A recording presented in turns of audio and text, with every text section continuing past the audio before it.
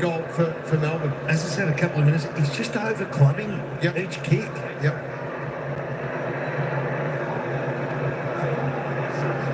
Said this week he had a little bit of time to reflect on what he's achieved in his 200 games. It's been a lot. His set shots haven't always been a strong point. Well, as you boys are speaking about, this has been a fantastic contest. It's fierce through the middle of the ground, but the kicking has been really poor. 57 and 58% by foot for both teams. That's well below what these guys are capable of. Florent keeps it low, targets the one-on-one, and again, it's Heaney involved. A good little win there to McVee. Off to Gawn, and now to Oliver. He'll probably try and claim that. Petrarca brushes Heaney aside. That's not easy to do. There was two demons converging on it. And Sparrow comes out and takes them up. Once again, we talk about players who can shift the needle. I mean, that's Isaac Heaney, who is a powerful man himself. He gets two hands. That's the second one comes around the front. He gets two hands to tackle on Christian Petrarca, but he's still able to break through. 5-5 for the season for Tom Sparrow. 16 disposals and a goal last week. Going forward at the moment. So you need to contribute where it matters, and he does. Couple of telling goals for the D's to re-establish their lead in this game by a significant margin. It's 16 points. Well, Derm, you know what they're dominating at the moment, and that's contested possessions inside the forward 50. They're plus 11 so far in this game, Melbourne. It's very hard to be positive for this measure, let alone double digits in front in this measure of the game. That's how much their forwards are putting pressure on, winning the ball back inside forward 50, and it's just keeping them alive. It's allowing them repeat entries, allowing them to stay alive in the contest. And on this occasion, Petrarca find Sparrow all alone at 45. And the latitude he was given there too. Lovely balanced kick, wasn't it? Just really pushes off. Solid kicking action here, Tom Sparrow. There's not much goes wrong with that type of kick. Back in the middle, Grundy still found a way to hook the tap down. McVee tackled momentarily without it. Petrarca sends Oliver on his way. Melbourne again, down to Johnson. Jumped fiercely, dropped the chest mark. He jumped past the drop of the ball. His hands had to come down to meet the ball. Looks like a giant naked Have a look, look, his hands are gone above the ball. He is his nervous Jonesy. He's now on the coaching staff, of course, with the D's. Corey Moore, that's out. Again, pressure from Melbourne forwards, locking it inside their forward half. So, again, another opportunity at stoppage here. Started the second quarter well. They're harassing them in the centre square. So Sydney are getting the first hit to advantage, a slight advantage. But Melbourne harass the ball off them and get it going their way. Same again, big hit going their way, and these are on the next one. Grundy starting to get some hit outs of magnitude, but Melbourne win it back again through wins and juggle for Florent was excellent. Spargo. Kick again. Still, if he goes straight away, they've got one out the back. Mr. Bice, we know he can use it. He didn't go long to Hamlin. Instead, he went short to McLean. And that kept on coming. Lloyd, another runner. He's still there and waiting. And that's how it's going. John Hamlin can pop this one through with his fingers crossed for it. One of the aspects of Melbourne, and they've got such a good deep defence if the ball's coming in semi-slowly, but Melbourne get pierced when there's a win, an opposition win of the footy at half-back, Melbourne's half-forward, that is, and they go three-quarters of the length of the ground for a shot at goal. As a forward, he operates on minimal disposals, and in his 100th game, kicking a goal, his maximum impact, controlling the star defender and at the same time contributing on the ball when he needed to, and the Swans really needed that. So they do tend to come up in a fairly dominant position, Melbourne's defence. We have a look at it here. So if you look at the top of your screen there, you see May against Hamling, and see May peels off and comes forward. Hamling he doesn't really do anything. He just sort of loiters and says, I'm out here if you can get the ball in space and keep moving it forward. It was a good kick by Lloyd in the end, wasn't it, Tim? Because you look at, if he puts any height on this ball, then it just gives Melbourne's defenders, in particular Lever, just that look at the contest, because it's because it's a lower dart, it's to the advantage of handling. It just takes them out of the play. And that's why Sydney have looked to go through the corridor more than probably they normally would against an outfit like Melbourne. Back in the middle again as things tighten up. Warner caught one high. I thought he did pick it. That little casual one-handed bounce. Wobbles it inside 50. Spargo first play. Off he went to Langford. High to the square. They all arrived at about the same time, and Roberts led with the fist. Playing well, Roberts. It's having a good game for the Swannies. Up to 12 disposals already. Same thing from the middle.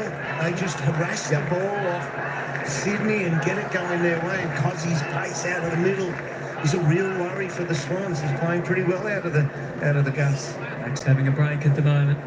Wicks, Spargo. Good fight by Spargo. Wicks did well to win it though.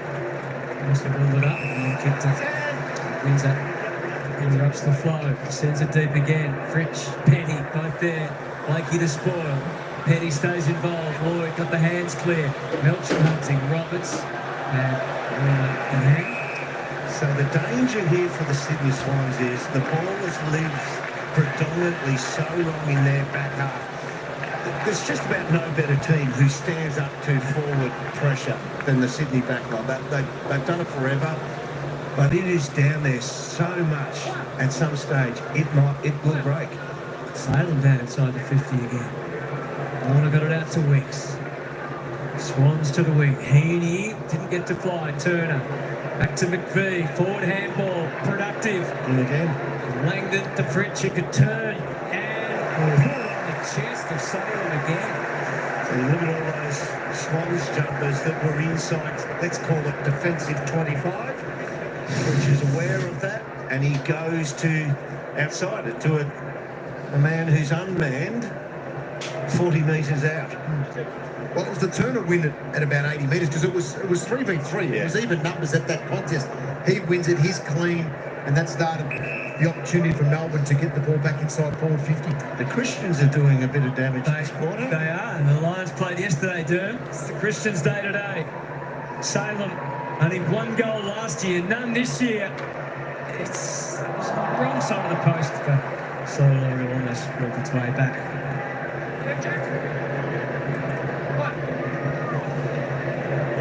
Something back in, but only just. It's the perfect ground for Lizard, Nick Blakey, to get on the go. Just time in forward half term, just to back up what you're saying from a stats point of view, 79% Melbourne in this second quarter, Swans 21. They're so good though, the Sydney Swans are just standing up under that pressure, aren't they? Hills bangs it up to the wing. Laddams, May, Hamlin, Johnson all had a piece of it. McVee's been busy this quarter, so is Windsor. They're on the charge. A little bit of a standoff. Lindsay plays it back to Sparrow. Could have handled, decided to kick and get it in there quickly. Found Langdon. Windsor. Oh, his third involvement. Just a little absurd, isn't he? They've had a chance to absolutely separate this game in a big way, Melbourne, and they're missing opportunities. It's not unusual for the D's. They are the most inaccurate team in the competition. So 12-2 inside 50s in this quarter alone, and the margin is still only 11 points. In all their losses, bar one, they've kicked more behinds than goals. 11 shots to 5. Only just 51% for the season. Kick up to the wing, clean.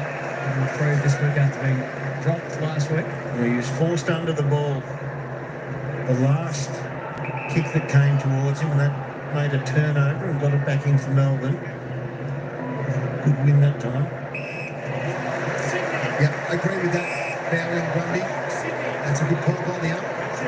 And that's just bringing back to the goal. So I don't want to hear about it. That's what he said. Exactly. Smile. Yeah. Take another. I think Brody's more likely to miss than kick it. Well, in saying that, I mentioned earlier, he's kicked a goal the last 2 weeks. He had one heck of a celebration last week with his goal. Only kicked 2 goals for the year last year. He's done that in the last fortnight. Come on, Brody. Can he field it from 55? I think he went searching. Gee, got a good hit on it. Just as we say so often, in searching for the distance they do, he pulled the kick. Dragged it left. Coxie's not impressed.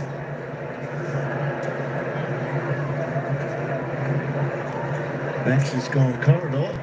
Turner Grundy can't get there. Kicks to the captain. 3 Swans were able to. Those Sheldrick, sneaky little kick forward, but guard back there and heads up.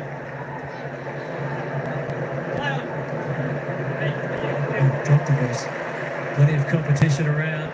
Tidied up by Oliver and Cope. Now he's on the ground, getting in the way. McLean's through it. So, Bowie's up to 6 disposals. Dern, you asked about the role of James Jordan for today's game. He's actually going directly to him. So he's following him around the ground. James Jordan's trying to get back on the ground as Bowie's just got back on as well. Well, he has been an interceptor this year for Melbourne. Not the aerial interceptor, but more breaking up play. Had 10 intercepts last week. Getting his best season numbers-wise, over 23 disposals a game. Gets one there, plays it to Oliver, and back again. So that'll annoy Jordan. Yeah. Can't do much about it. Big kick again down to Penny. Not in the air, but ground level. Pickett. Snaffled it. Snapped it. Got it. That's 2. But what could be many.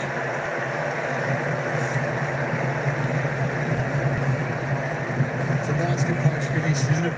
Well, when you're battling to score goals and you're going in forward 50 this many times in a quarter, some way, somehow, you've got to find the ball gets its way into the hands of the class finishers.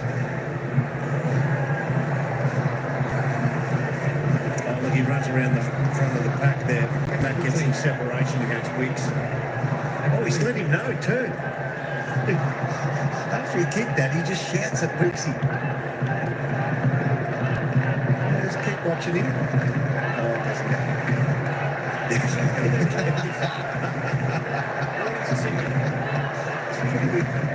Pretty good kick, isn't it? He's just dropped on him. That's 2. That's 2 so far. First warning against the Swans for a 666 violation. Early warning.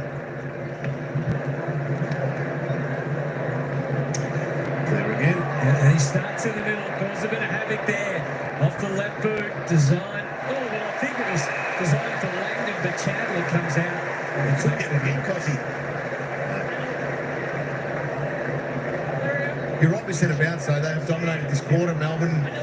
When they get up and going in there, it's difficult to stop them. And they're just getting some nice ball inside forward 50.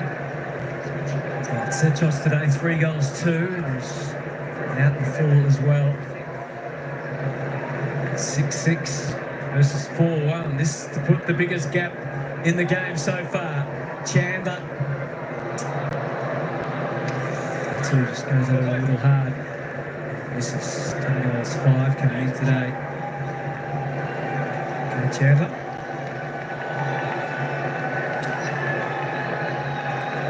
Three goals forward, 2 goals straight in this quarter. It feels like they're a 5-goal better team in this quarter.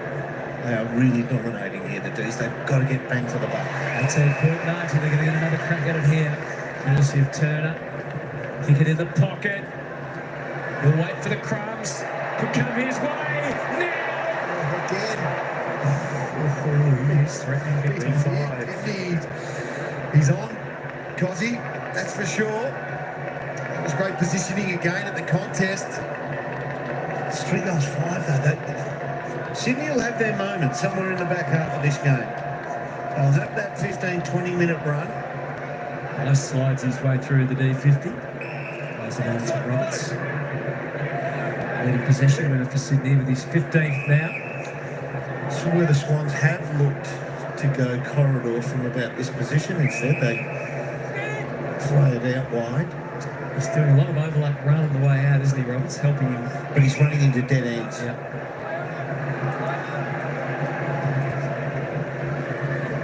Down the line again. Early jump from Hamlin against May to compete in the air. Lloyd had no one to handball to. Had to go out the back. Campbell, but they were ready and waiting and willing, and that's Lindsay. Great tackle. Forward handball to use Windsor's pace to get out of there. Suddenly they're at half forward again. Mills to his own advantage up against the boundary. That's all he could muster. And Melbourne. Oh, is that come off the shin? It looks like it was off the shin and out of bounds on the full off Melbourne. Yeah. There we go. There's There he is. Nate. Big brother of Aidan Johnson. Oh, now that's got to be against Grundy, that one. Unless Max pulled him towards. And 50.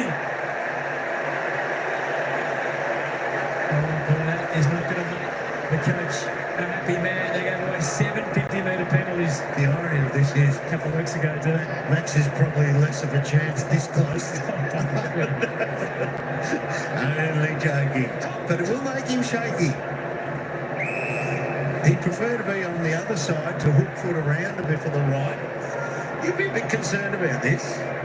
He's a 50-50 from 25 metres out here. Oh, he handballs Yeah, there you go. to Melchus, whose kick was... He was really concerned about that. You can see it on his face. Now, Grundy pushes and pushes. You're allowed to push, but you have to get back to the drop of the ball. Otherwise, you are shepherding the other ruckman away from a chance to compete. Even if the other ruckman drags you down as well. Well, that's up to the umpire to determine that. 3 goals, 6 now for the quarter. Yes. For Melbourne. I might live to regret that. It was so obvious he didn't want to kick it. And it's funny, I was actually watching Simon Gould on the bench, who was speaking to their runner at the time. Yeah. Didn't see it. He goes, what just happened there? He just did. Had it been a free kick 51, 52 out, he'd have bombed that goal. Well, he was 1 goal up, 8 coming in today. As I mentioned, he snapped a lovely goal out of the ruck. Good tap. Doesn't have a lot of confidence about it at the moment, but he certainly does in the ruck. Got the 10 coaches' votes last week. Salem sends it forward. That was Roberts' fist. He was the spoil sport again. Did you say he doesn't have a lot of confidence about his goal kicking at the moment? Well, he did, yes. He's never had confidence with his goal kicking. Time, well, he has from 50? Yeah. From 50, yes. He kicked 5 straight. Kicked 5 in a preliminary final. He was confident that night. Yeah. He got him a bit further out than that one. Yeah, they were all launches. And he points as the margin. He was awesome that night, wasn't he? Puts it again. The threat grows. Pickett. Oh! That could have easily drifted in as well. Oh, boy. For now, 3 goals, 7 for the quarter. 16 shots to 5, so just got to hold tough here though, Melbourne. Keep playing the way they are. Don't allow the Swans to get an easy goal here when all the play has been their way. Swans have only had 4 inside 50s for the quarter. They can't do that because Max and company are dragging them back every time they try. So they've only won the quarter by 13 points. That's not enough for me, how dominant they've been. Find the ball in the hands of the beautiful kickers. You just got to get away to get it into Cossie's hands. Turner's kick. Pickett is down there at the front of this. They rise. Petty. And Melcham almost headlocked by Rampant. 4 minutes 38. Swans filling the defensive 50. Melbourne building that wall across. And there's a quick kick out of there. Little gap. Pickett got the handoff. The play was set. Wicks fights back. Petty. That was still set up exactly the same as the first goal of the game to Max Gawn, getting to the contest late. Umpire waiting for him. A little bit of momentum. We all know where they want it to go. Jumbo Gawn, Robot it, Corey Warner, Petrarca about to tackle. Putting up pressure on. You can hear the crowd's response. He actually sprinted because he wanted the footy there, Chandler, thinking I've gotten out of bounds on the full here. It's a positive error. He wants the footy. Yep. One of the issues is it's lived down that end so long, it's really congested. And it's Swans defence working overtime. They break finally. Sheldrick kicked up. Smothered immediately. Heaney. And they create that handball. Corey wanted to Sheldrick. Hayward, a bit of space. It was Webb to give to Jordan. He was backing back. He dropped it immediately. Bowie. Sheldrick tries to wrap up the tackle, but fails. So Langdon can bounce. Just bides his time. And stabs it in short to Chandler. 3:50 to go. Intriguing second term. 3 goals, 7 to 2 straight. 19 inside 50s to 4. There's an inside 50 for Sydney, but okay. May It's a domination, isn't it? 19-4 inside 50s. to leave it, turning today. But it is so typically Sydney Swans that Whether you say it's on Melbourne for missing the target, but they have just been able to somehow not get belted up on the scoreboard. It's Jake Lever's third game for the season. Salem comes away. Back to Rivers. It's too easy. Just jimmying around at will. All the defenders that put it up ahead of this. Langford's kick again. Plunges to the top of the goal square. Pickett kept it in. Only just. And Rollbottom tackled him. See, Mills in game 3 or 4, he marks that. He's close to He was the, probably. He's the extra down there, and then he probably marks that. Takes the safe option, fists towards the boundary. Demons are circling here at the MCG. Pickett tries first. Then Melksham had a go. Bundled out by Grundy to Corey Warner. It's a territory taker. Melbourne with the extra body. May on guard. McVee, and it's coming in again. Low this time. On the bounce. Back to Boss. His kick is too low. That boundary up there has been overworked at the moment. So this will be number 22 inside 50 for the fourth. That's a They kick lot. 3. Still 2 minutes remaining. McVee to Gorn this time. Nudged under by McCartan. Got out the back. Melksham looking for a free. He's got it. Yeah, he's got it because of the fumble by Bryce. You've got to be clean with that. You kick ball out bounce on the full. That's the first turnover. You don't make 2 turnovers in a row. And that was 2 errors in a row. And that's an error there. Missing the ground ball, which puts his teammate under pressure. Free kick against. So Melksham is one of the goal kickers, but he's been one of the offenders as well. With his kicking, he's had 2 shots at goal that have missed. One fell short, of course. I think Melbourne would chuck someone on the goal line if it does go short again. That was a better strike, but it's the inside of the post, and that means they are 6-11 for the game and 3 goals, 8 for the quarter. This is excruciating, Isn't it? for Melbourne fans. As good as it is, they know that they just haven't put them away. And I mentioned before, they are the worst goal-kicking team in the competition. It's playing out again the same way. McLean. So this is Melbourne's second best ever inside 50 count for a quarter, like to the advantage. They're plus 18. Have they gone in for the quarter? What did you say, 22, 23? 22. Here's Florent. So no one kicked to. You're going to understand why. Lloyd got awkward for him quickly, but didn't he play well? Left Lindsay in his way. Cross to Jordan. Big kick this with a minute to go. So a chance, well, there was for a mark, but quickly turn it and leave it, and Windsor and Oliver are there to deny. They leave it hanging for a little bit and fumbled by Chandler, so Sydney will get their opportunity. Well, what they'll be able to do now is get a tiny bit of representation finally up around this contest because of the way the ball's been played. All Sydney numbers are back behind the ball, just trying to protect at the moment. Burns tap was directional beautifully down to Lindsay, and now Rampy trying to burst through. Not enough of it, the umpire said. It's holding the ball. 34 seconds. I don't know how we look at this quarter, Bradley. Is it awesome Melbourne, a domination, or is it really well done Sydney? You've hung in. How do you look at it? Well, no, it's been a domination by Melbourne. It's just conversion. That's the only aspect of the game that they haven't got right. But it's in this quarter. But it's 2 goals to 3. Yeah. 3 goals 8. No, I understand that. It is 22 points. That's nothing to sneeze at. No, it's not. But it could have been 42. Yeah, no doubt. To the wing. Grundy behind, gone. Which way? Oh, crash. Great tackle there from Johnson. Right on him. Acts like he barely felt it. Gone with purpose. Chandler. Lindsay. Go-ahead time here. Rivers.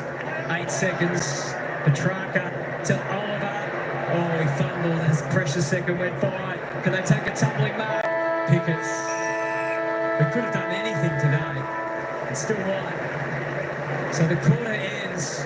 Melbourne 23 inside 50s. They kicked 3 goals, 8. Sydney only managed 2 goals straight. But They just went in 5 times, and at the end of it all, it is Melbourne with 17 scores to 5, but a lead of just 22 points, 6-11-47 to 4-1-25. There'll be so much to talk about come Monday night. AFL 360 with Gary Lyon and Gerard Waitley from 6:30. All the issues. It's coach's night, of course, and then on the couch, Nathan Buckley's been making some news about his future plans as Jonathan Brown, Jordan Lewis joined Jack Revolt to discuss the round that was on the couch.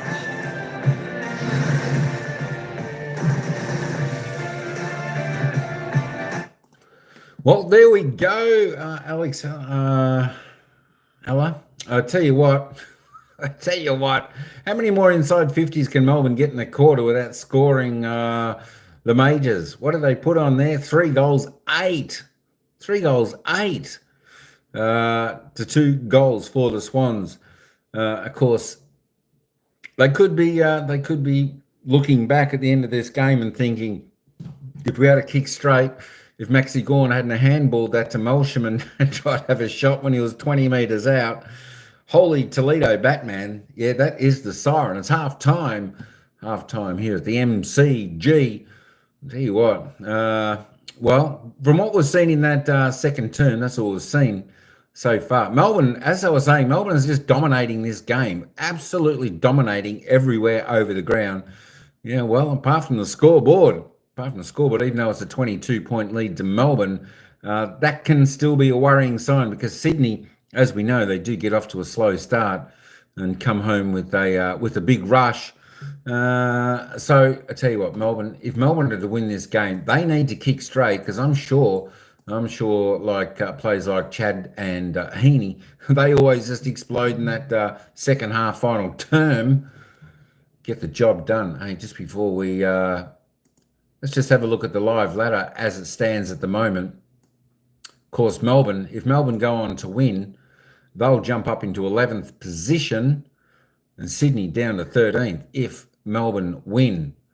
That is just a live ladder at the moment.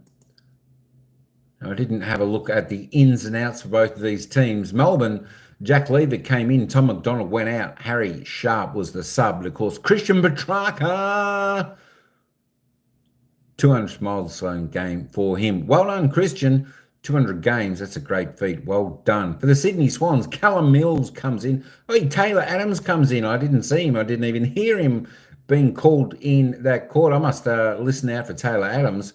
Good to see him back after a long layoff of injury. Hayden McLean coming in. Going out was Justin McInerney, Joel Amarty, and Aaron Francis. They certainly missed Joel Amarty down there as the target, even though he's a target, but they'll miss him. Taylor Adams is the sub. That's why I haven't heard him so far in this game. And, of course, Joel Hamling, his 100th game, his milestone game for Sydney. Fantastic. Let me just roll that up. So that was the teams. There we go, Taylor Adams. I'll be interested to see. Sydney can catch up. Oh, they certainly can catch up. There's no doubt about that. 22 points the margin. That's just a matter of like 3 or 4 minutes of great football from Sydney, and they can certainly come back. Kaiser Pickett, though, I tell you what, he's looking hot out there. His batteries are fully charged. 2 goals, 2 he's got for Melbourne. Tom Sparrow, Petrarca, Melsham, Maxi Gawn, they get the single goal scorers. For Sydney, Peter Laddens has 2, Isaac Heaney, Joe Hamling, 1. All right, we are just about back to the commentators. They'll give a bit of an analysis on the opening half. Or should we do the disposals? While we've still got just a moment, we can start, I suppose. Matty Roberts, 18, tops the table for Sydney. 12 kicks, 6 handballs, 6 marks, a tackle. Hey, good to see Clayton Oliver up at the top of the tree. He's had 18 for Melbourne. Tell you what, I think he had a reasonably good game last week, and this week it's probably his best 2 games in 2 years. But he's looking good today, Clayton Oliver. 7 kicks, 11 handballs, a mark, 8 tackles. Good to see him tackling. All right, we'll come back to that in a moment. Let's get back to the commentators, and we'll come back to the stats in just a moment. Oh, it could have been so much better than it is. Nam 6-11-47, leading Sydney 4-1-25 at halftime. It's a Sunday ticket And Brad Johnson and Dermot Brereton, as the D's, get a chance to have a little bit of a break there because he's getting on the bike. He doesn't want to break. Let's talk about some of the stars of the first half. Melbourne 6-11 could have been much straighter, but Cozzy is a big day for him, a big round for him, and he was able to find the mark a couple of times and threaten to, well, he could do anything really. Well, so we've got a few classy players on the ground, but he's the classiest player who's doing well. So he's able to actually find space, he's able to execute. Had 3 shots at goal in the second quarter. This is from the first quarter when he caught his opponent napping after he nicked out the back and then caught him napping on the mark again. Now watch how he gets separation from Wicks, runs around to the front of the pack, gets to the outside, bangs it end over end. Class, gives himself a bit of commentary as well. He still missed 2 others. Bradley, he could have had a monster first half. He's the #1 ranked player on the ground, and rightly so, because you add in his ability to take the ball away from the centre-bounce clearance at pace when he's running it. He has been a weapon this first half. 6 score involvements for Cozzy. What about Christian Petrarca in his 200th game, Jono? He's been very good. He, once again, the combination in the middle of the ground has worked extremely well, and he's been able to push forward off the back. But then he has spent some minutes inside forward 50 as well. And the Salem Petrarca combination also worked nicely in that second quarter. They had that much of the ball in their forward half, and he was capitalised on that one. They just couldn't capitalise overall. Nice left foot kick here to Sparrow as well off the turn, which is pretty nice from Christian Petrarca. So he's well and truly back. 13 disposals in that first half of footy, and you can just see the class that is on display there. They've got to do something about Pickett and Petrarca. I know they're both devastating in the forward half, but in the middle of the ground, even when they get first hands on it, the D's are harassing the ball off them and turning around the direction of the footy.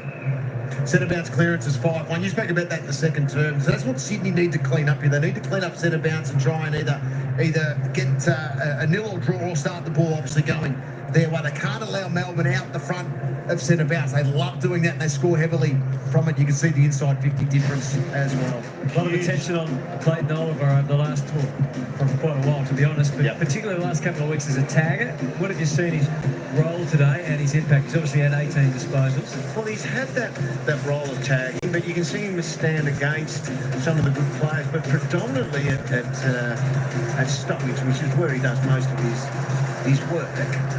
It's been against Angus Sheldrick, so they've lightened the load on him, found his way into the game over the last few weeks with a job description, and today it's almost like they're saying, go out and find it again for us. Be the source. We know you don't burst away from pack anymore, but use your creativity, get the ball to the outside. You go find it for us. 7 kicks and 11 disposals so far. Well, Isaac Heaney, Jono, there was you know how damn he could have played one of the great games of all time last week if he kicked a little straighter. But what was this little play you wanted to show? I just like the way that he works through the contest here to lose his direct opponent in Rivers, so he was able to flow through there, gets a great block from Callum Mills, who's back this afternoon as well, and he just keeps playing with the footy, and Rivers is nowhere to be seen. He's just trailing in, just yelling at his teammates, don't let it get to Isaac Heaney on the outside. Great handball release to him. You called that beautifully in the moment, but it was a beautiful finish. So therefore it's up to Heaney and Warner and Sheldrick, Mills, these guys, to get Sydney back into the contest around clearance. All right, that's why you can't write the Swans off. They've got plenty of talent still if they can get things right in the second half.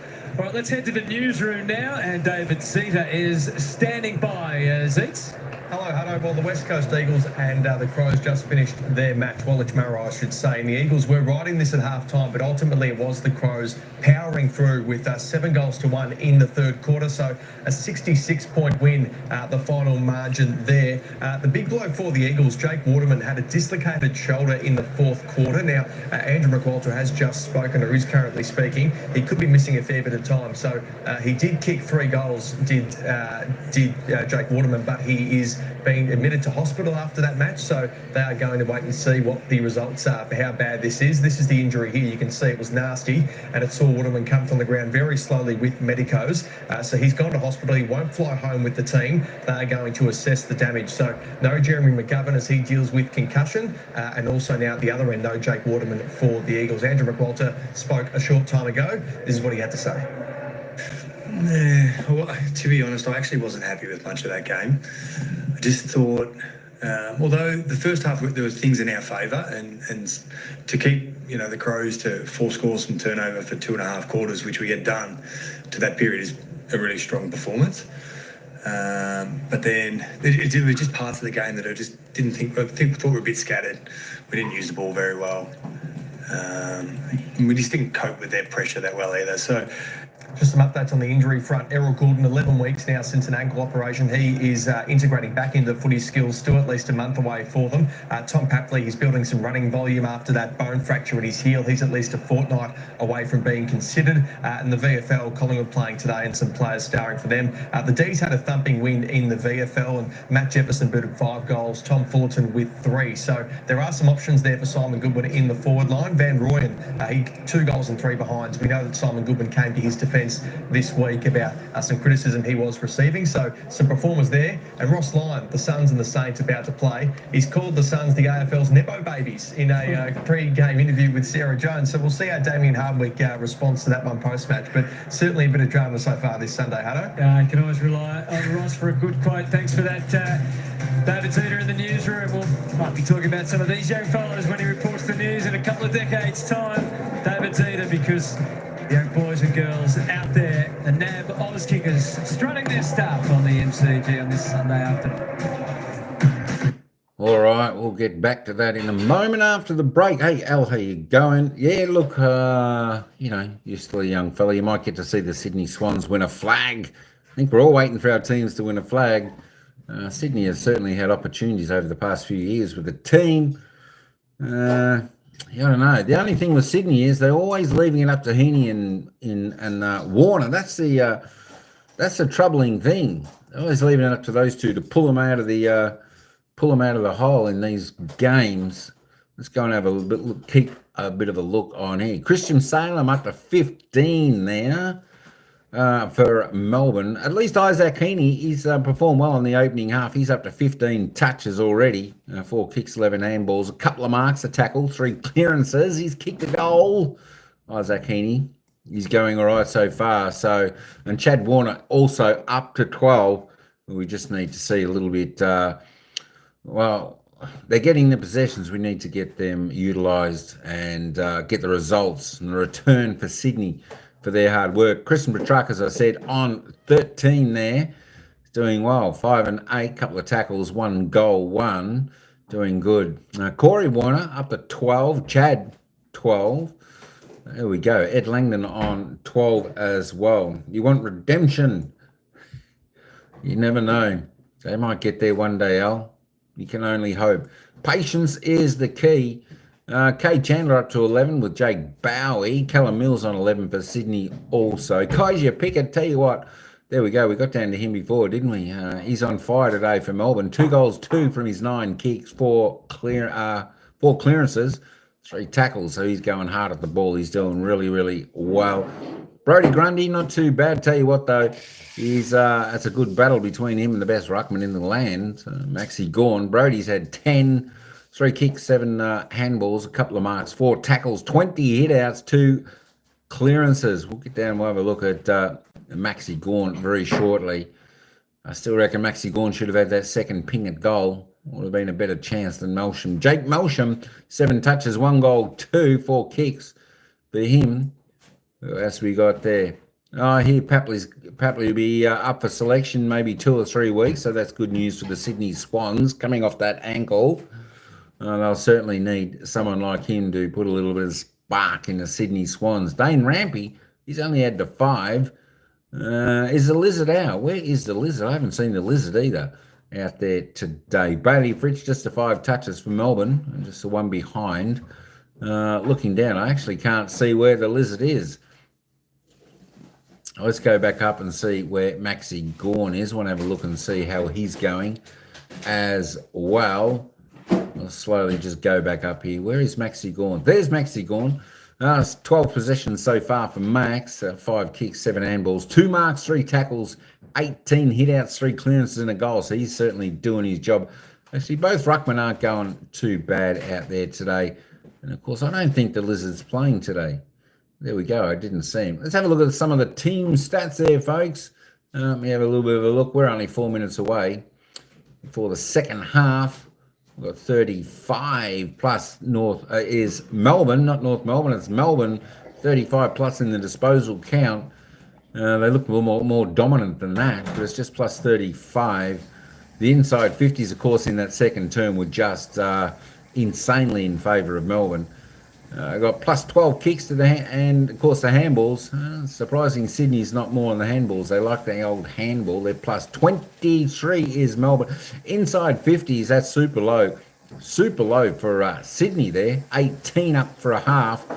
They're well under their season average of 54. 5 scoring shots for their 18 insides. For Melbourne, 34 insides. They got about 24 insides in that second term. Wow.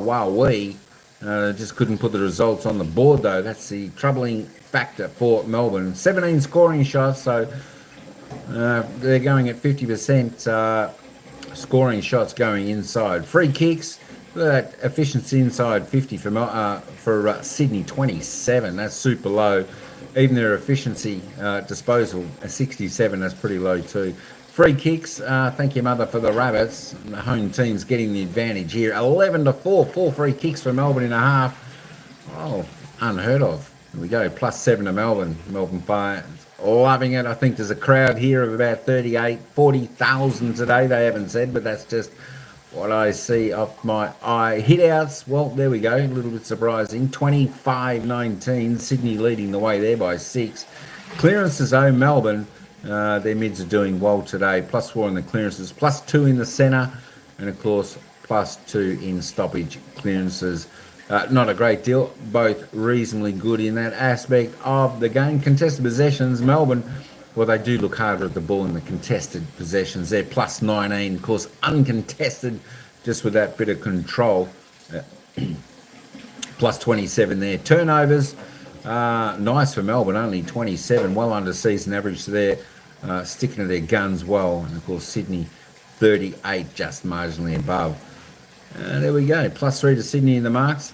Melbourne doing well, 6-3 marks inside 50, although they've had plenty of opportunity.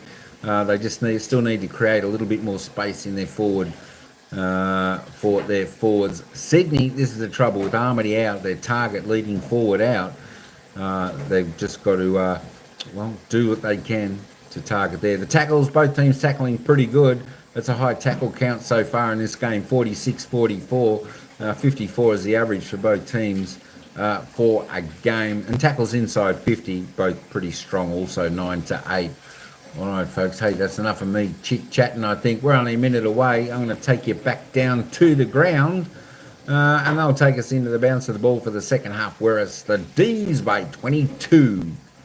Yeah, well, his kicking's been up and down a little bit, going 57%, but his handball release to teammate has been awesome. Okay, let's get down to Nick Del Santo. Woody, thanks for your time. Clearly, you're not getting the conversion on the scoreboard for the amount of inside 50s. As coach, what levers can you pull to be more accurate? Yeah, look, we feel like we're getting the quality of the shot that we need. We're just not executing that final piece of play. So just remaining calm, but there's a lot to like in the game. We've just got to keep it going. Have you already mapped out when the Swans probably will get some momentum? They've got some superstars. If they do get on top, how do you minimise that? Yeah, look, we know they're an awesome ball movement team once they get their game up and running. So it's our ability to shut down their offence. That's the big part of the game that we need to drive really hard and make sure we keep the ball in our front half. It's been a good first half. All the best for the second. Thanks, Dale. Thanks, Woody.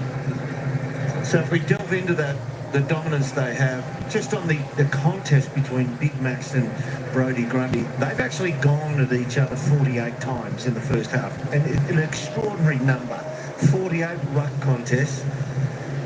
Melbourne have taken the ball away in their direction 21 times to Sydney's 14. So they're winning 3 to Sydney's 2. Melbourne have had 7 shots at goal from those clearances to Sydney's 2. But the thing is, it's 2 goals straight to 1 goal 6. So they're the same score from clearance, but they are dominating there, so they have to get bang for buck. And the thing is now, you've given the coach of Sydney, Coxie, a chance to get to his midfield and get into them. And so, mate, reload, go at them again, you've got a chance to actually turn this around without too much damage on the scoreboard. So Clayton Oliver will start inside forward 50. Cosy Pickett in the middle of the ground for the D's, and he'll look to burst through, and Oliver will replace him as the midfielder. See if they can get that one up and going early for the D's. So the D's dominated the second quarter. Can they get more bang for their buck, or will the Swans hit back? It's a 22-point deficit. Warner couldn't make the connection he was after, and instead Langford was onto it. Melbourne surging, Johnson displaced. Here came Melksham, who's on skates initially, got himself balanced. Oliver out to Johnson again, forward handball to Pickett. Number 3 is in the book.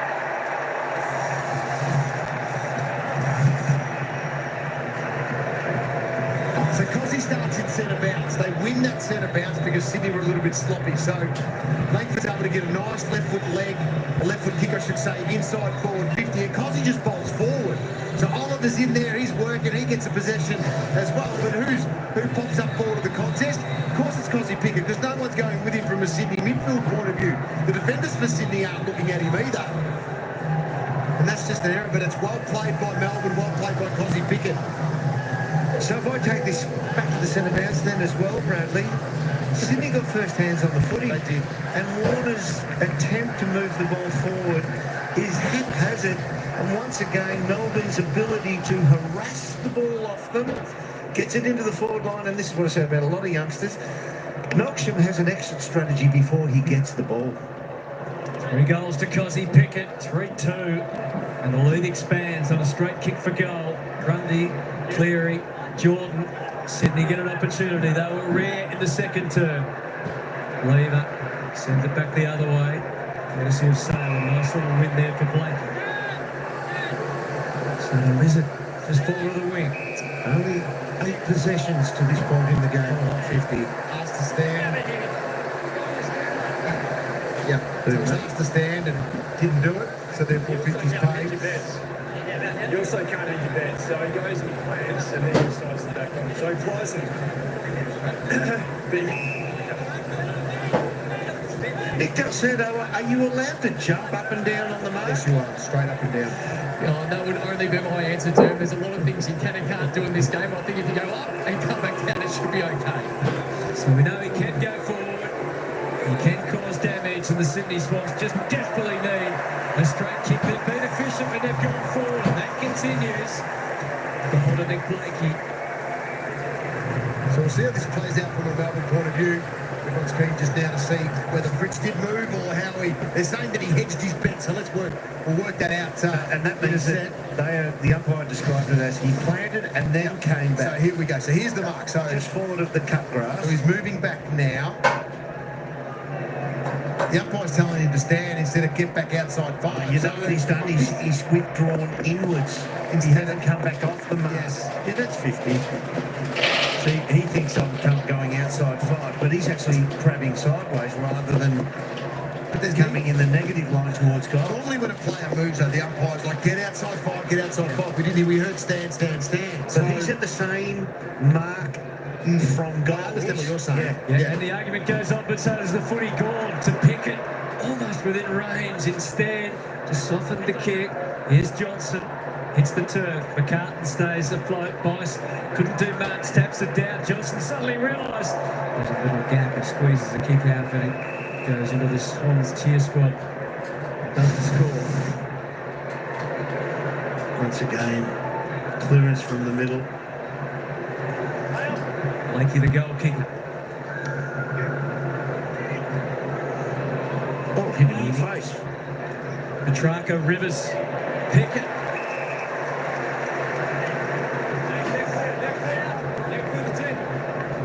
There's a little quick discussion with Christian Saylor, trying to work out. He's that confident. Yeah, what he is he? might try and step here. No, he's got the shape of the barrel. Here we go. Please kick it, Cozzy. He's that confident. Yes, go. Something like What this. a moment this would be for his fourth. Is it going to be insufficient?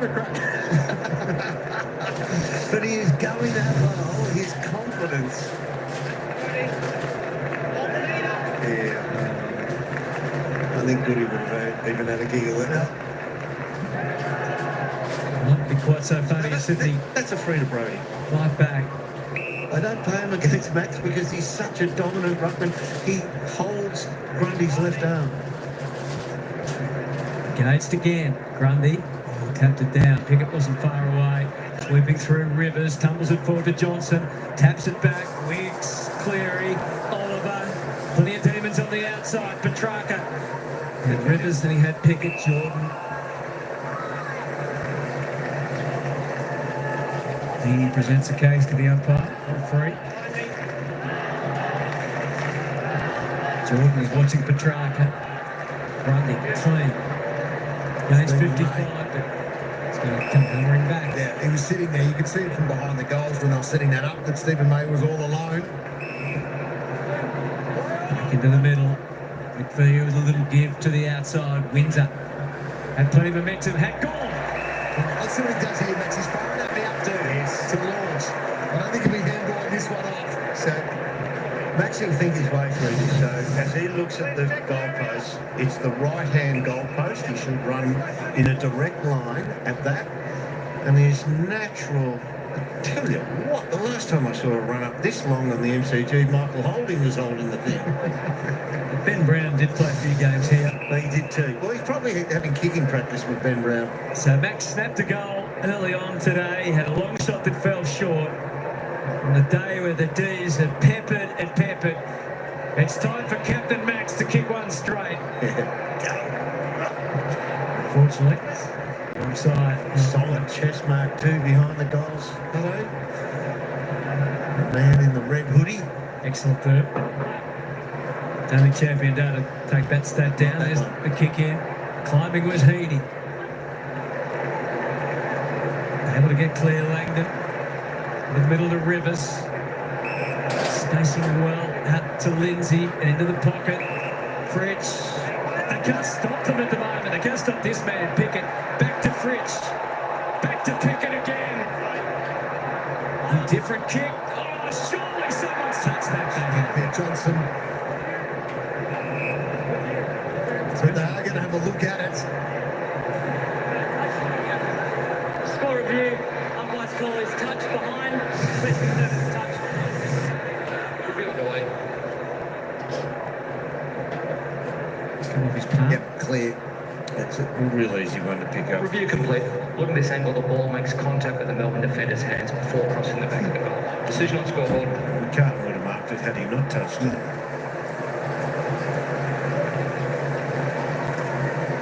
They've got to find a way through this forward half lock-in.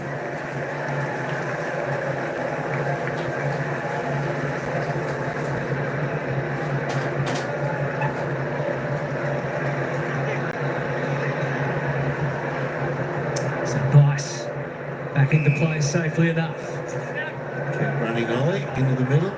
Lloyd Congested. where to next, short and wide. They have not gone further from than the wing from this type of kick. Thank you to Sheldrick. There was all sorts of opposition. He handled it pretty well. Roberts pinned down though. And as a result, it's a no-penalty kick. Yeah, but once they go short and wide from the kick in, that would have been awesome at locking it in. There's your decision right there, Taylor Adams on screen. That move needs to happen immediately for Sydney. But kicks it forward, but well handled in the air that time by Blakey. Taylor Adams warming up, might be far away. Over the head of Lever again with Adams. Is that okay for Lever? Off to Windsor. The outside of the boot shaped it to Salem. Mills. Phenomena's going to go over the mark. Sneaky play, well anticipated by Hayward. And that'll be 50. He's so unlucky here, Salem, because Mills did a similar thing to him on the play previous to that when he kicked it back. So describe it, I was watching Heaney run forward. So basically, Mills comes in late on Salem to take the mark and got away with it. Yep. Where Salem comes in late to take it on Hayward. Oh, he's the third man. The only thing that Salem does, maybe steps in front of the mark. Yes, to he did. man it. Yeah. Yeah. Now that's it's a hefty penalty, but it's right. It's correct. So the Swans need their leaders, and Hayward is a leader now. To step forward if they're going to be any chance in this game.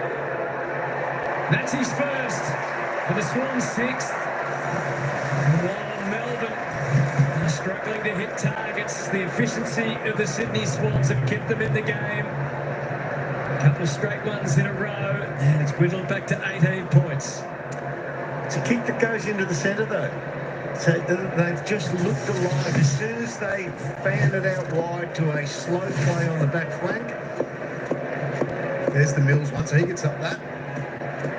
Kick back inside, and you're right, Salem does do the same thing, but he's well forward of where the mark. Windsor actually runs over the spot where the mark should be. Yep. You can't have the third man there deciding. He marks it there, he marks it.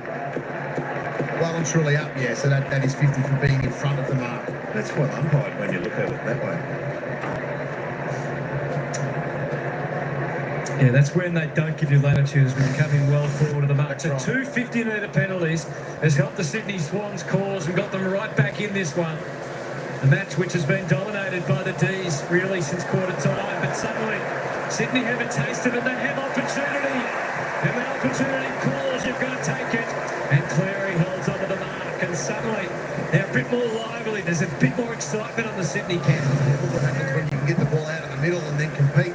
Do you notice how Warner took Oliver 15 to 20 metres away from the centre circle on that stoppage, and it just made so much more room to run at the footy. He's a pressure forward predominantly. That's the role that he's played. Just the one goal so far, 1 goal for. And that remains the case, so almost faultless in front of goal up until now. 6-2 for the Swans. So Dean Cox has seen enough of that tagging role from James Jordan in the first half. He's moved him into the midfield, but his job doesn't get much easier. He's either got Oliver or Cosy Pickett now that he has to man up on. Premiership demon, of course, James Jordan, even though he didn't see a minute of action in that grand final. A lovely good mark by McCartney. So Sydney's turn maybe now. Yeah, they will find a 10-15 minute window where things go right for them. Oh, that's a shame. And they continue to flirt with the boundary one way or another out there. If that's a golf swing, that ball is on the road.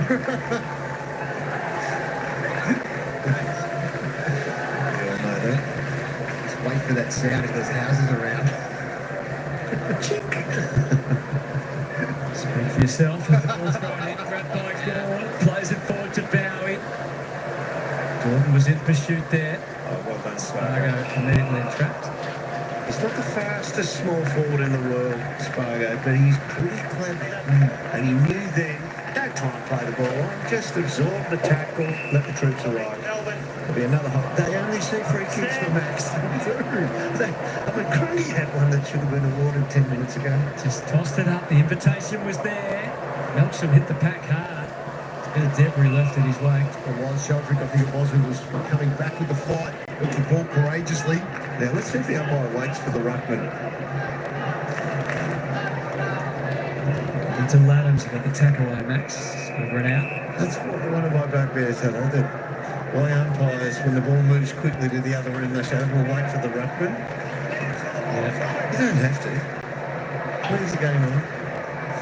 Barney Fritsch, who's had his moments today, needs to, like Melbourne, capitalise on those moments. Jordan mopped away by Langdon. Demons lead is at 17. Jordan kept at it. Lindsay. Langdon flipped it up. Jordan goes to ground. Bit of a stalemate for the moment. Josh Kennedy. And he's doing well.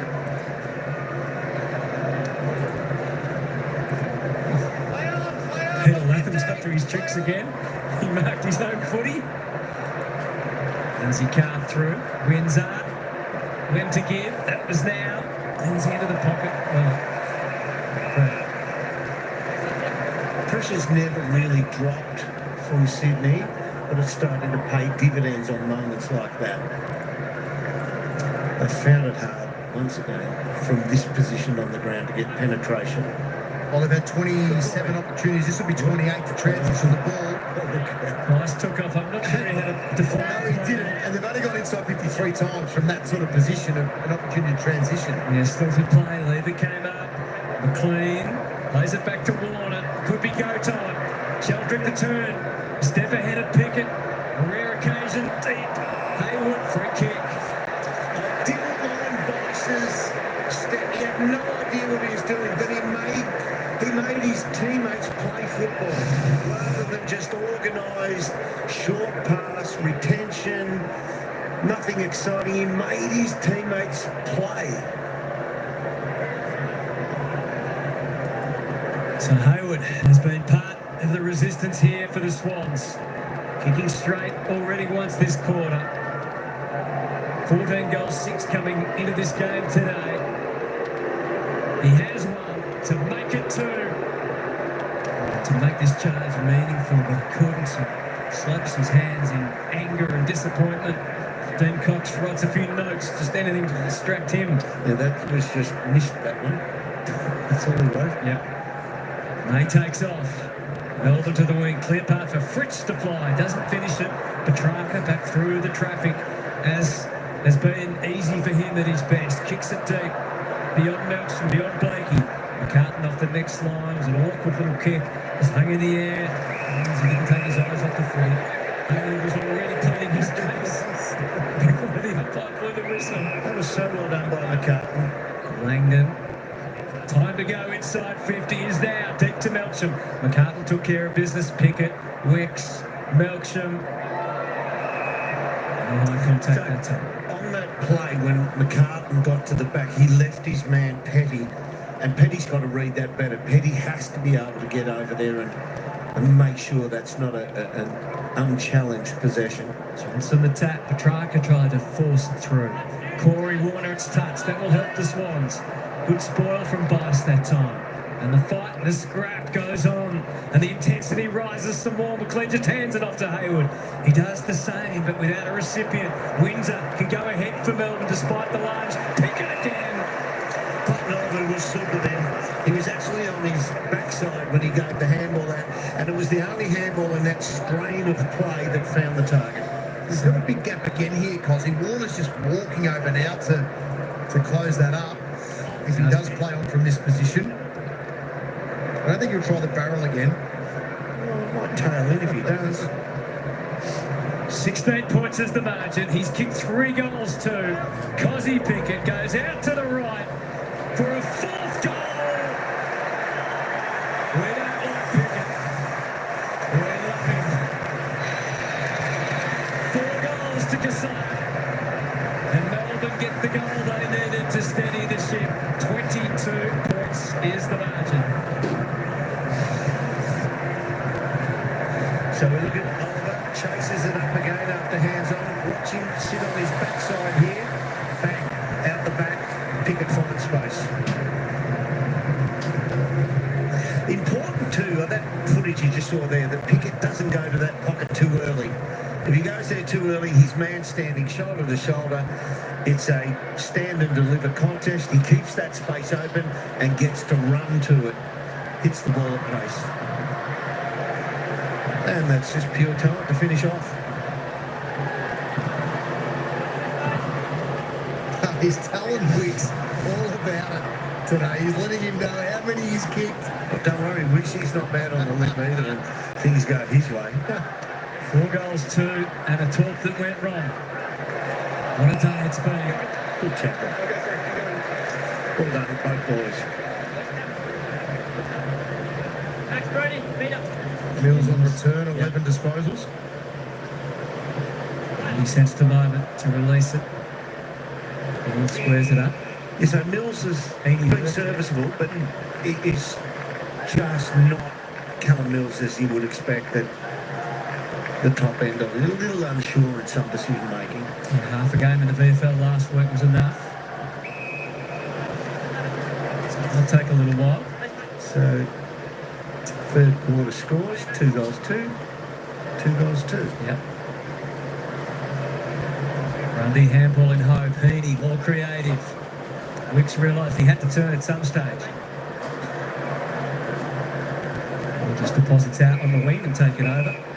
And Isaac Heaney just slow to get to his feet behind the play, got crushed in that previous contest. Looks like it might be ribs. And there's a bit of limp as well. Maybe it is the old general soreness there. Delbert, wincing through a little. Oh, steal. Grundy pinched it. Well done, Oliver. One motion to Langdon. High again. Bailey Fritz can fly. And Clayton Oliver, that's his best moment of the match. Grundy pinches it off, gone, and Oliver is so quick to react and steals it back again. They just harass it. I don't think his hair's been that high before. Kicked early, so we can have a look at Clayton Oliver's steal from Brodie Grundy. The way he's just is so quick to react and lay that tackle.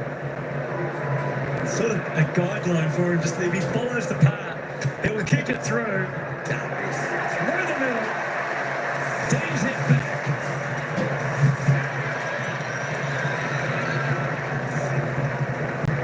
They're close to breaking him, Hutto. Yeah, they are. Now real close. Order comes back on. That's nice finish. Double grabber. But watch how Grundy pinches it, and look how quickly Oliver, bang, take you down in the tackle. Force it. Sydney come up with the ball at the stoppage, and Melbourne harassed the thing away from them.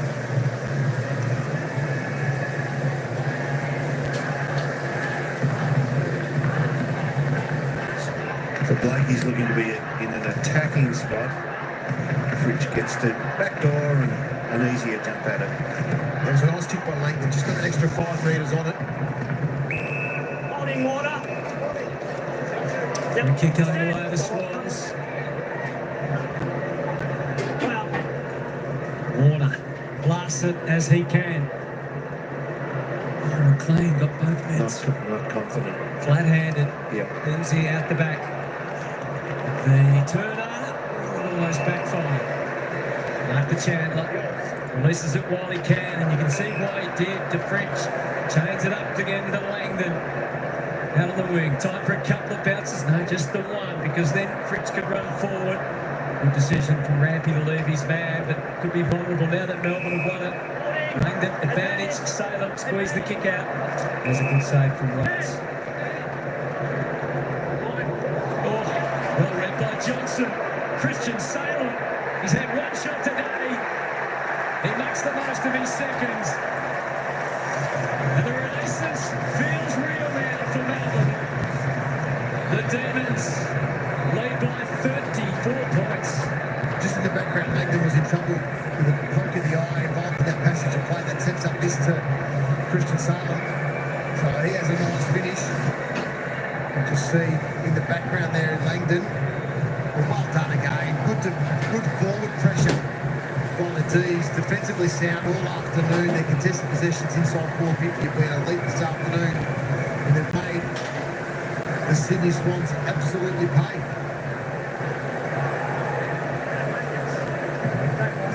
So there it is for just cops it there. And Dane Rampy, the swinging arm, just coming down trying to defend the ball. Just tiny little steps gets him so balanced. Yeah. Twinkle toes. It is, yeah. Sorry. Small steps, better balance.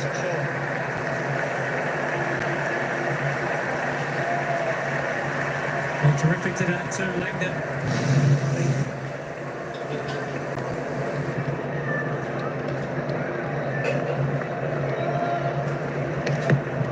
Third term now for the D's. 4-2 to 2-2.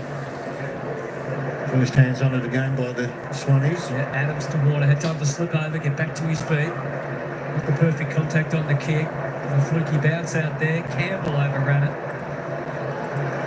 Yeah, that's not good enough by the Swans.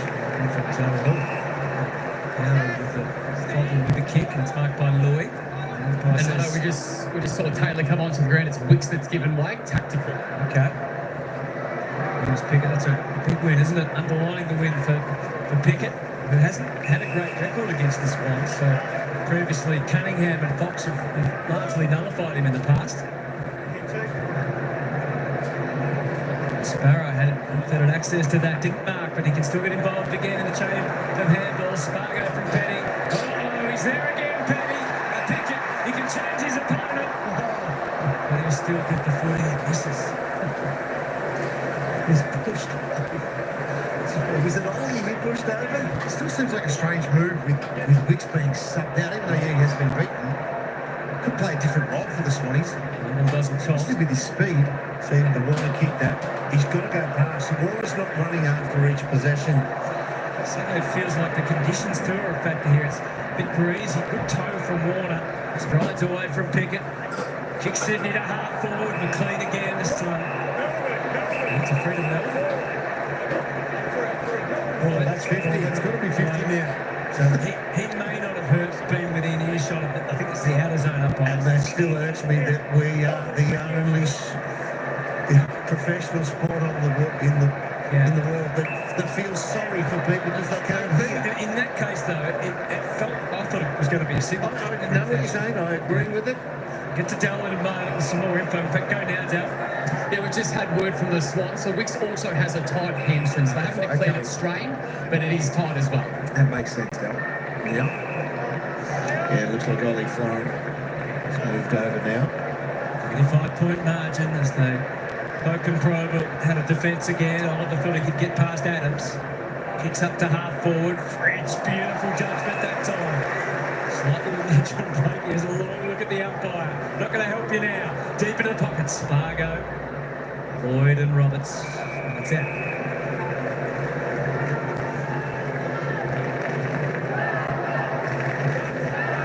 So Wicks is no great fist of being a small defender this season.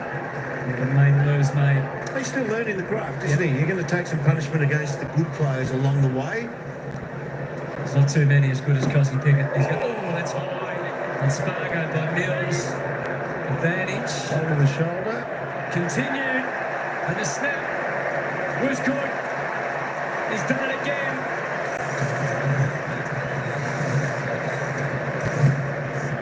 Pickett has kicked another goal.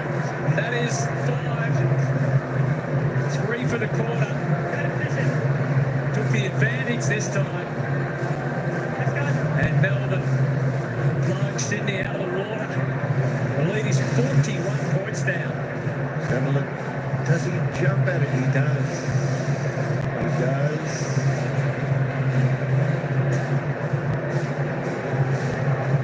That'll be examined.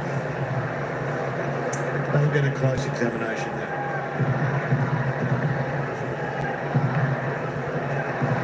He's turned side on and jumped. Is he going for the ball at any stage, Mills? He'll claim that, yeah, he's in the contest, but ultimately he jumps and turns his body. Does his body action look like he's going for the ball? But it's outcome-based again, Derm, so we understand the outcome has a big say in what happens to players. Have 3 players out with suspension. Quick kick forward by Heaney. Windsor tamed it. Back flank for Windsor. Chandler on the back foot. Turning. Back out to the wing. It's going again. Good kick. Over the middle it was to Rivers. Petrarca demanding it. And you can't ignore a champion in his 200th game. Oh, God. I thought he was going to sneak around. He was standing side by side with Heaney, and off he went. And he put at least 5 or 6 metres on Heaney easily. As we're having a look at the contest. Spargo and Mills. Last thing we want to see is Callum Mills out. Now the umpires have made a call that Spargo is going off with, has to go off with a HIA. And this is an umpire call. Is that Aaron Davey? Yeah. That's great to see him at the footy. Wasn't he an excitement machine? Not the first to really apply that defensive pressure as a small forward, yeah. So, Jono, you are spot on. They're having a discussion, as you can see now, on the bench with the umpires and the medical staff. So Sharp is the sub, so it looks like he'll be able to take his place. But that's a really interesting one because the doctors all went out to check on Spargo and they've all come from the ground. He got up motioning his shoulder. He hasn't been subbed out though, has he, Dal? No, I don't believe so. No, he's just come from the ground and we'll wait for confirmation on exactly who he's subbed out. Any news on Ed Langdon? He's standing on the boundary line, trying to get back onto the ground. He got a massive applause as he come from the ground about 5 minutes ago, Derm. Yep. Blakey settles. Down the wing he goes. Hayward impressive in the air, doesn't bring it down. Adams with the hands through Turner and gone. Straight to Heaney though. Robot knew it was next, it was Warner. Sharp has the pace to at least keep up. Has good strong hands from Campbell playing in front, takes the ball. So Hadley, I just saw him run through screen and he's just run to the other end of the ground. So he looks like they've done away with that and they're going to go a little smaller in the forward line. He's enjoyed his time as a forward so far this year. Had a terrific pre-season. Hasn't really transferred fully, but 15 disposals and a goal last week, along with 6 tackles, 8 goals, 8 coming in today from his 10 games. And he slots that through. Try and give a little bit of hope for the Swans if they can get something going.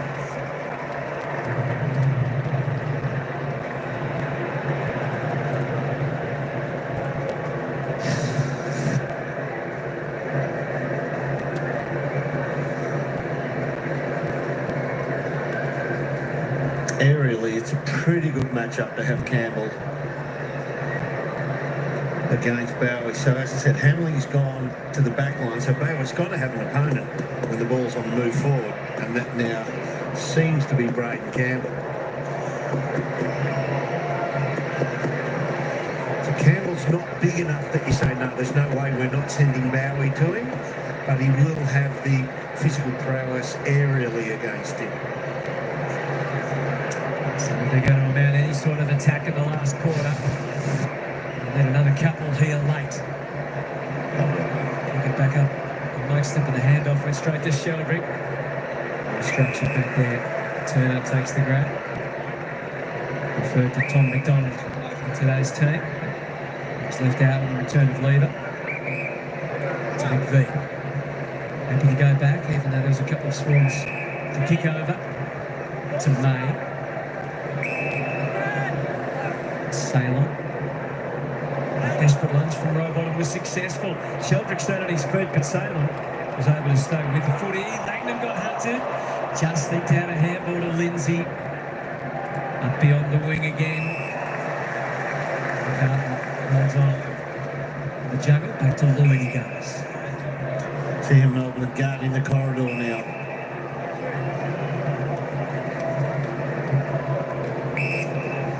Force the Swans to go completely to the other side of the ground rather than trying to come through the channel. Campbell's a clearing. Big Max waits down the line, 60 metres ahead of this. You wouldn't really want to be kicking it to him, I would think. No, even though Brodie's next to him, he's in pretty good form. Bangs it up, Adams from the side, threatens. Heaney always does just that. Gone to ground, but he knew he had Lever as the safeguard. Turner McVee fights, gets out the other side cleanly. Off to Sharp, they keep on running, straddling the line. Windsor, Sharp, Campbell. Is that little tussle?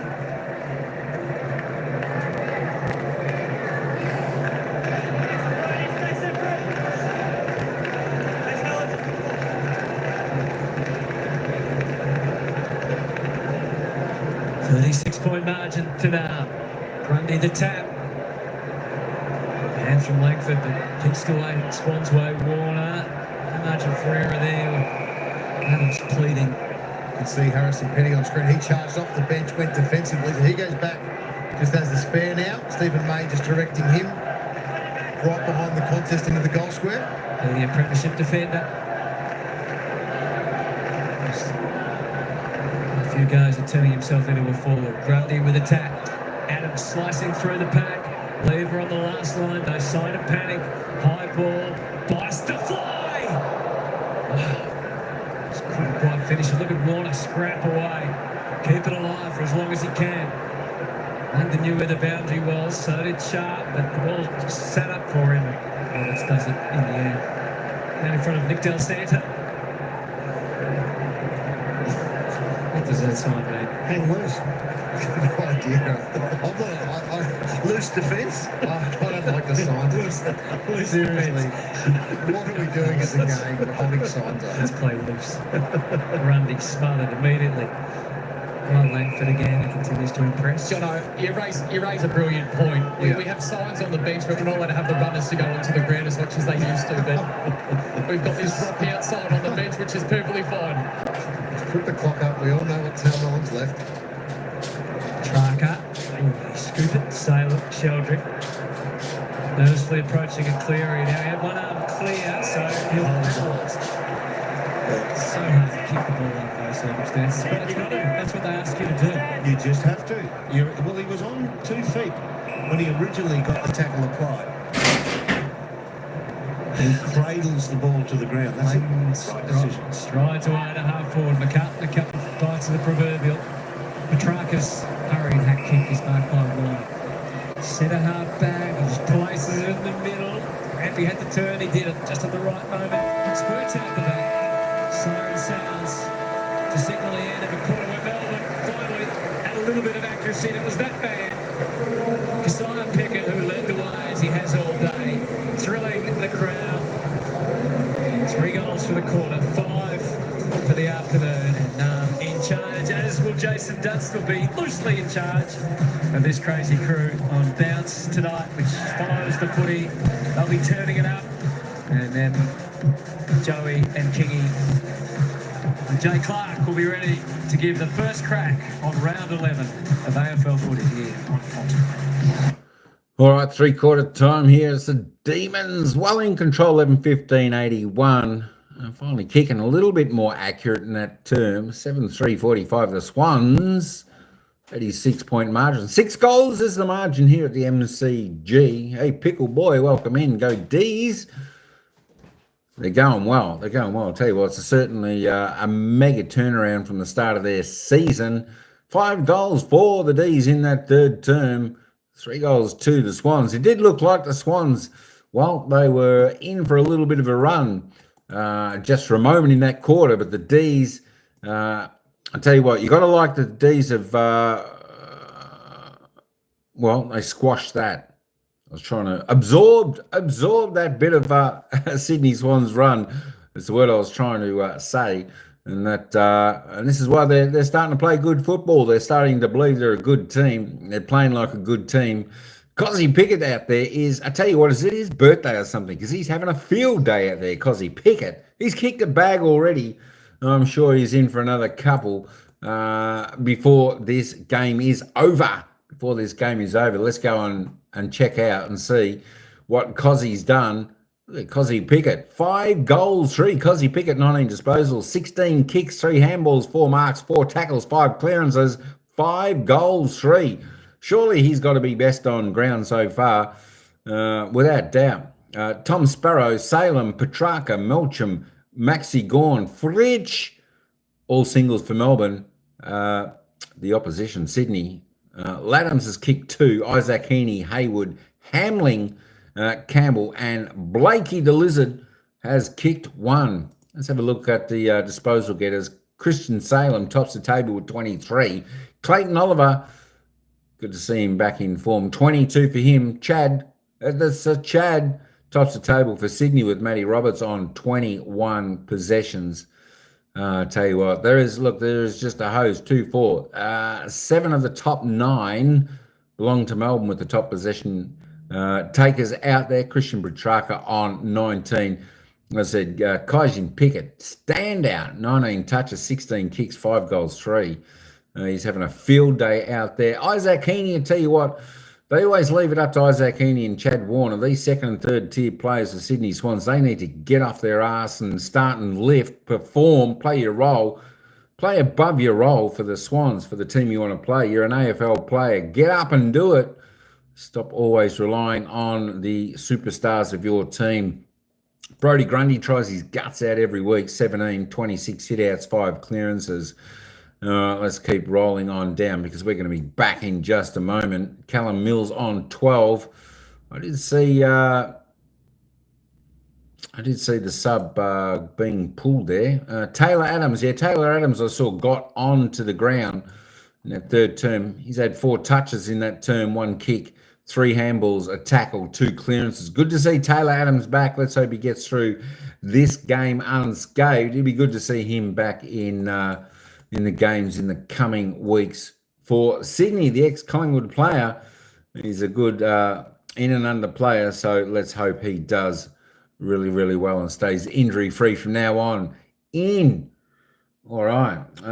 Yep, they need reliable tall forward too, I reckon. Good side on paper. Absolutely. Are you talking about the Swans or Amadi's? Amadi's out for the Swans today, but he's always not reliable.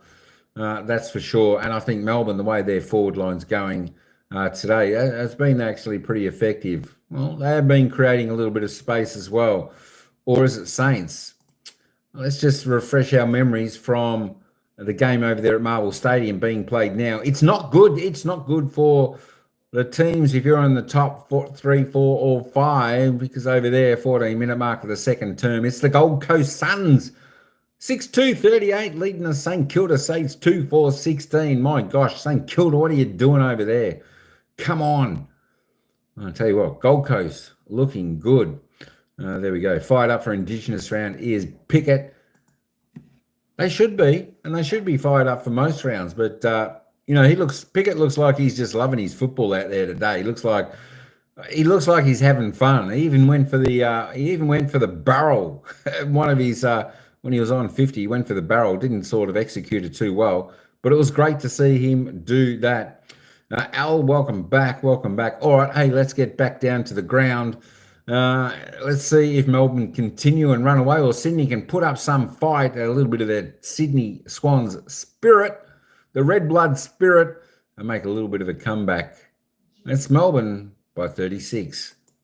Test of possession, 125-90. That is, what's more than a domination, Hutto? It is. Well, his most goals ever is 6, and his most possessions ever is 24. Cosy Pickett. So this is translating 23 scoring shots, 3 behinds have been rushed as well from Melbourne. 23 scoring shots to Sydney's 9. Only the Heaney, and they're out to half forward at least. Adams topples over. That's a real one. Former Giant neck high. Xavier Lindsay is going for the footy. Oh, gee, he face plants. Oh, there's a bit of bark off his nose. Kick stretched out a little far. Rivers with the handy handball. Back to Lindsay and then to McVee down the line. A wobbly number. Petty worked underneath it nicely by McCartan. He might be the only winner that Sydney have today. McCartan. Bangs it up high up inside 50. Heaney wasn't sure whether to fly or not. At the back, it found in McLean's hands. Off to Heaney. If they are going to get something started. One off start at the top.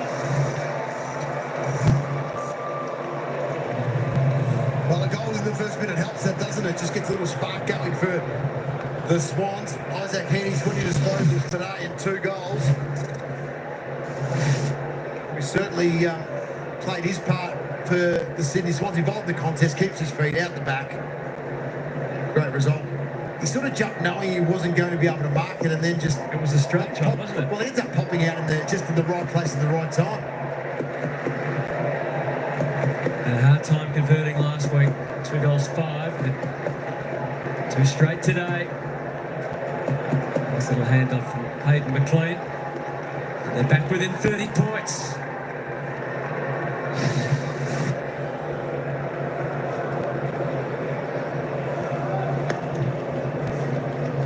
Ready to go at it hard. Tap down. Gone. Pick it to Oliver. Decent entry this time. Equal numbers. Free kick. Going to Petty. Stand. Looked like a battle of strength. Must have some jump up. Spoke too soon about. That's not a free. Yes, it is. It is a free. Petty was trying to grab his jump and just slipped out of his hand. That is a free, yeah. Quiet afternoon, as we said, with Tom McCartan as your opponent. 7 goals, 3 in 9 games. Good kick. That'll make the Demons fans sit a little easier. As he kicks truly. Accepts the high 5s and 10s. out of Dean Cox. The Holly Jubes are getting a workout in that coach's box. But a chance, wasn't it? Sydney kick a goal early one, and then they lose next centre bounce, which have been smashed in this area of the game today, deep inside 50. And we can see from that angle it didn't look like a free kick, but they're both trying to do the same to each other. Behind angle was just the grab of the jump of the pull, the drag. Yeah. It's a pretty fortunate one, you know, that he's been done for strength there.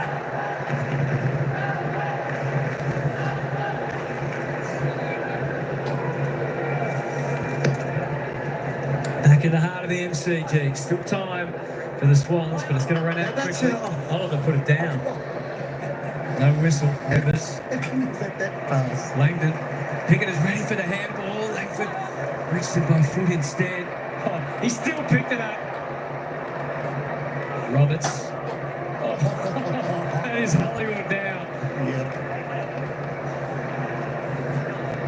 Rowbottom. Seeks to slip her into that. Oh, that's Trying to walk him under it. It's overplayed it ever so slightly.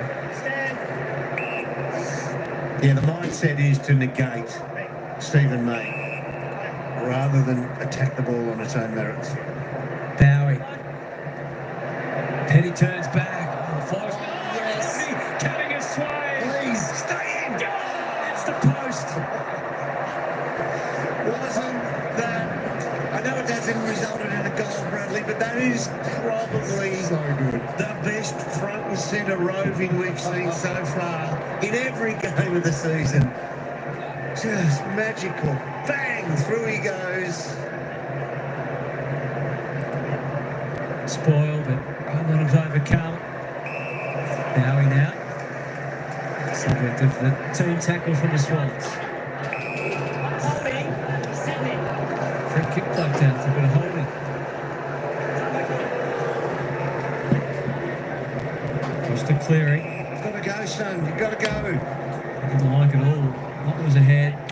Use your legs, though. Drive forward. Rampy stretches the handball back to the inside. Florent gives it plenty. Big climb up clean. Whacked down by Johnson. Grundy. Handling. Mills. The captain is back.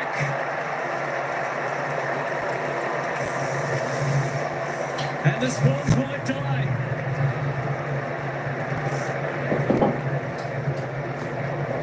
You see, Joel Hamling is a backman turned forward, isn't he? Yep, that's your moment. That's the moment any forward kicks, but it ends out to their benefit.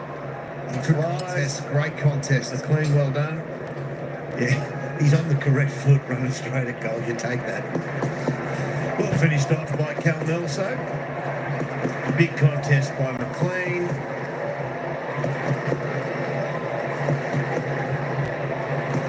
A good touch in the end, wasn't it? Yeah. Mills. Nice. First game of his 10th season. Callum Mills, disrupted year last year. Just 7 games. Finished early in the finals as well with injury. He played part in that grand final. Another free kick to the Swans. Oliver ready to make the great escape, but it's Brody Grundy. This is the handoff. Taylor Adams going to go wide first. Up from defence, Bice. Next goal, absolutely paramount as far as the Swans are concerned. Out of Sheldrick's reach. Pickett. So it's a Melbourne ball instead, although he's overclubbed it also away from length. Angus Sheldrick's not verbally been into a few of the Melbourne players today. That's the moment I'd run to him if you're Melbourne and say, "What didn't you back into that one, son?" He has had a couple of courageous moments today. He's got himself down with that one. 31 points between them. Grundy with purpose. Jordan, was he being aimed by Oliver? Play on the call.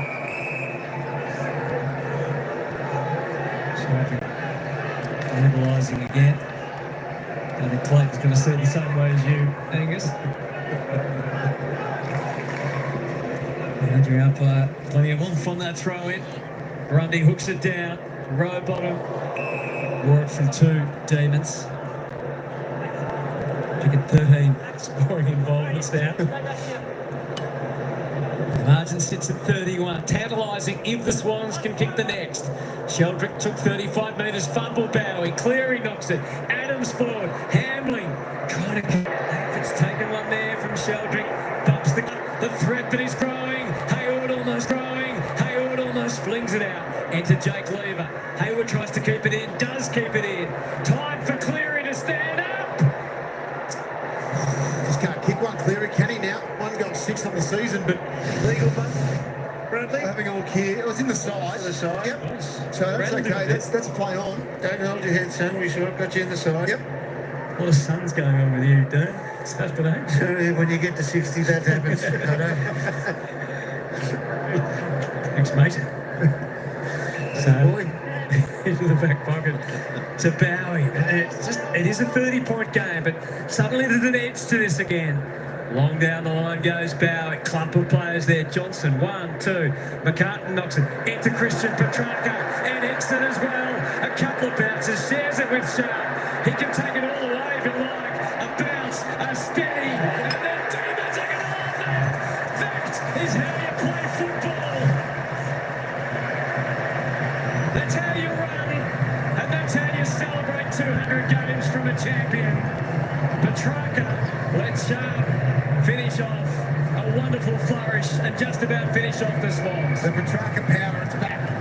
It's back in a big way this afternoon because what is his burst of power out of the contest is just huge on this occasion. That shifts the needle, doesn't Oh, it? big time. He's involved there and goes. Look at him put the foot down. Goal side, sharp support with run. Petrarca even goes and puts a hand on for a blocker like that. I liked Harry Sharp's play in that as well. Hard-running player, and just takes it 2 or 3 Ks off his top speed, so he settles over the kick. Good celebration too. Seen that a couple of times in the last fortnight. What does that mean, huh? Keeping it under wraps? Yeah, exactly. Just calm down. We're all good. Yeah, all good. Warner plays it back through Roberts. You covered, I think. Fighting over there. Lloyd. Oh, it's just got a handball out. Florent. Oh, that'll hurt on his knee. Johnson takes it down. WWE.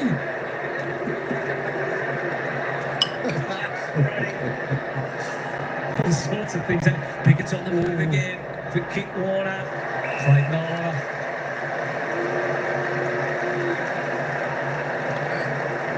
It's been exciting to watch, hasn't it, Cosy Pickett this afternoon? Here it is again, yes. It's like he threw him over the top rope there. Body slam. If he had a hammer dropped him after that. With a big elbow drop. He just tagged the teammate in. Maybe put the figure 4 leg lock on him. Melbourne have had that on Sydney for most of the afternoon. They have. What an afternoon at the Football for D's fans. This will get them to 100 points as well. They're celebrating one of their champions in Christian Petrarca. And these two have done so much damage together over the years. Job done for the D's. Clayton Oliver kicks the goal, brings up the century, and brings Melbourne fans to their feet, clenching the fists again. And suddenly footy's fun again. Certainly is. And it's amazing Cosy Pickett's still up and running his own race through contest. He was lucky enough to get that one, but the quick kick out, they just surrounded the contest so well. They put good pressure on inside their forward 50. It's a good kick. That's a beautiful finish. Big celebration. They're all around it.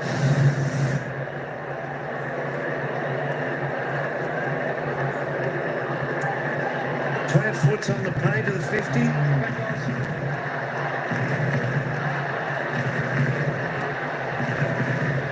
Great afternoon for Simon Goodwin as well, isn't it? He's saying that changes they've made, there's growth that he's seeing each week. Now everyone's starting to see it.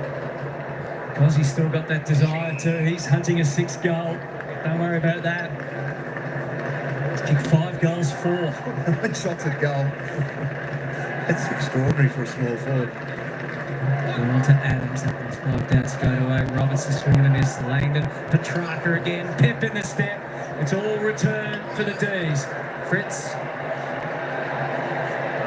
plays it forward to Petty, who's able to stabilise, tuck the kick, Pickett was the target. There's a dubious handball, taking a chance or 3 there. Squeak the kick out towards, hey, what is pick up from Adams? Back to Florent, forward enough. Heaney held up momentarily, Cleary on the run. Through Adams, delays the give back again. He's got McLean to the right, just can't spy him from there. He still could be in play though. Sheldrick goes for home, goes for Hamling. You're right, Hutto. The vision, the first give wasn't there. It's late in the match and they think just get the ball to the top of the goal square. Taylor Harris, next to the end for the AFLW team. You know him well, Hutto? Little son Fitzy, I think, there with the shot. On the throw, Gorn with the tap down, batted away. Through Petrarca's hand. Oh, Cleary, there's a gift for your 200. Now they are starting to put a few Hollywood moves on that cost. Well, that's a punishment, Jason. Yep, from Adams, just a Perry. These are still gasping for air as well. Gorn patrolling at the top of the goal square. Incoming. There you go, Max. Free kick to Gorn. Because I thought there was a hold on McLean as he ran to Gorn. And for the Melbourne fans, Scott Spargo did pass the HIA. Has been subbed out, but did pass the test. He had that shoulder issue. Jono, you mentioned he hit the shoulder. Yeah, he had two contests nearly in a row that hurt his shoulder. It's the 4th free kick of the day to Max Gorn.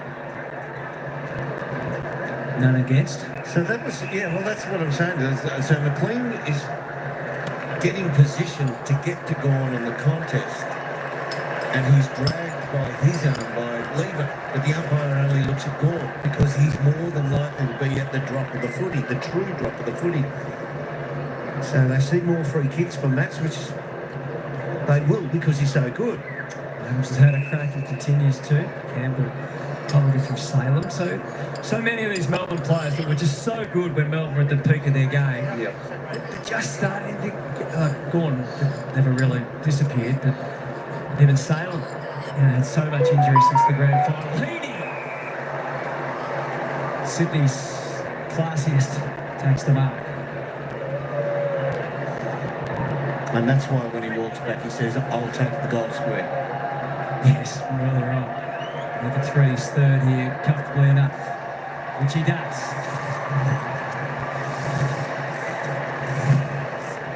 Through to Heaney, Turtle Adams have been the bowlers for the Swans.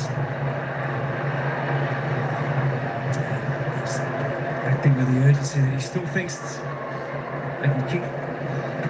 Make Melbourne nervous maybe here. It's a good finish in the end here by Isaac Heaney. But it's been their scores from stoppages. You highlighted at one point that it was 1 goal, 6 to 2 goals, so even, although Melbourne had 7 shots from stoppages. Yeah. Since that point, they now sit at 6-6. So been able to put 5 in a row, 5 straight from clearances, which will please Simon Goodwin. And to get 12 shots from that particular aspect of the game is huge. Yeah, Disco Turner just thought he was going to slide across for the chest mark there. Second highest rated player on the ground is Isaac Heaney, the champion data at the moment. Sheldrick received it and basically bundled it up and threw it to Warner. Look at Oliver's desperation, it's still there. Sparrow. That's the story of the day. See, Sydney have the hands on the ball at the centre bounce. They're forced into a cough-up error by the harassment of Melbourne's midfield, and it goes Melbourne's direction thereafter. Gives it straight out to Chandler, who could have taken his pick. Melbourne player Sharper was down. Sparrow might kick this one anyway. It's turned into an afternoon of pure celebration for the D's every time the Swans even threaten. Melbourne just quashed them immediately with a return goal. It's a great result, 100 plus, at 107 points now, the D's. shows you that you're functioning. That notwithstanding all the behinds they posted in the second quarter.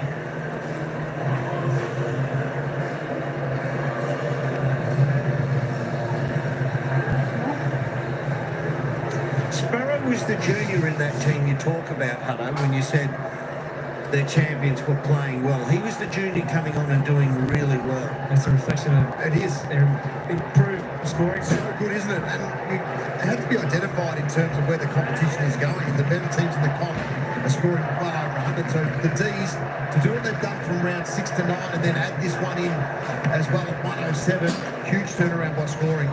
Sparrow is their only other multiple goal kicker for this afternoon other than Pickett.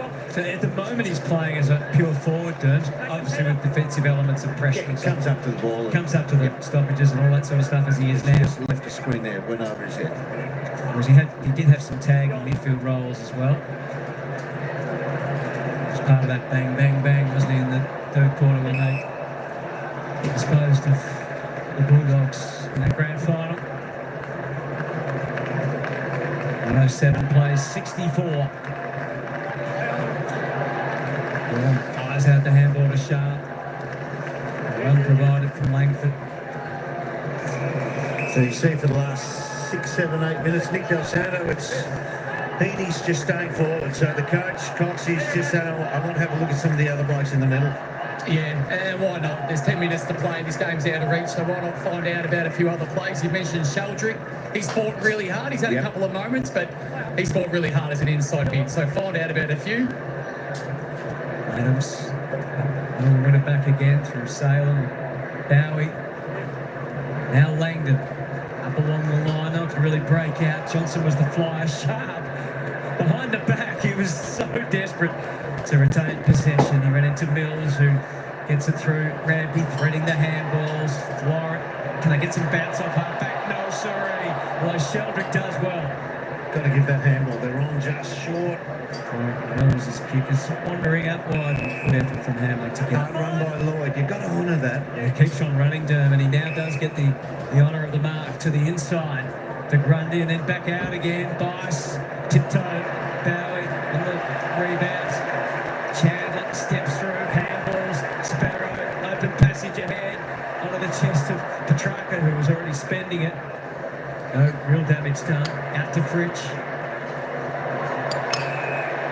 That was smart. That was so smart by Fritz. Sloppy about Sydney going forward on the half-forward flank, wasn't it? Just not recognising time and space. Mark was paid. Quite journey. Chandler, set up kick. Left for Langford to go for it. Johnson to Sharp. Oh, not the first time. The second will do. Just fine. Puts through another. And he's made a nice little cameo late in the afternoon. He'll still have to run 5K after the game. He's done well while he's been on. And to kick a couple of goals, to come into the game and do what you do, that's all you can ask of a player that in his position this afternoon. And it's smart. He realised he was going to get smothered. Nice tackle. Gets around. It was. Jonesy Jr. Yeah, Hayden Johnson, 25 years of age, gained 4. Look, I don't think he's going to turn into Wayne Carey, but he's just having moments where he's in the right spot, doing the right things and doing the team things. Well, I mean, that's as good as a ruck tap out to advantage. The same with Turner at the other end of the ground, who now is just settling nicely into that defensive group for the D's alongside Lever and May. It's a bit cold to have the tooties out. Oliver claimed immediately. Grundy has to scrape out a handball, but Melbourne are getting closer to goal, and their appetite has not reduced at all. Rivers, only one man Langdon can handball to, and that was Petrarca. That's about 13th right. Oh, Falcon in the crowd. I was thinking about that on the bench. Do they make Melbourne Rockies? Moccasins? Red and blue? Probably. Numbered moccasins. He takes off. He's suddenly about to kick to Haley. Towards a free kick. We saw with Aidan Johnson at the start of the year, did it? And then came back last week, kicked a nice goal. Yep. From Werribee most recently, but before that, of course, was up in the Ovens and Murray League, playing with Lavington, the Panthers. Teammate of Sean Manor from the Cats at one stage. Played on the Lavington ground, the practice match many years ago, had the bike track on Yeah, it has.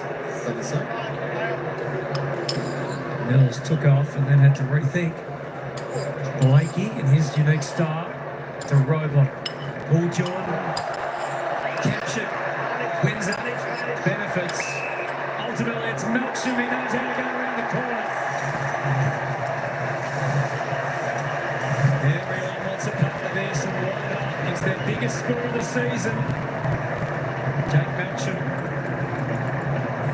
1 goal, 2. He could easily have kicked 3 or 4 again, as he did last week. This sometimes it's smashing, isn't it? Yeah, you've got to know your skill set and just taking on by foot the tackler there.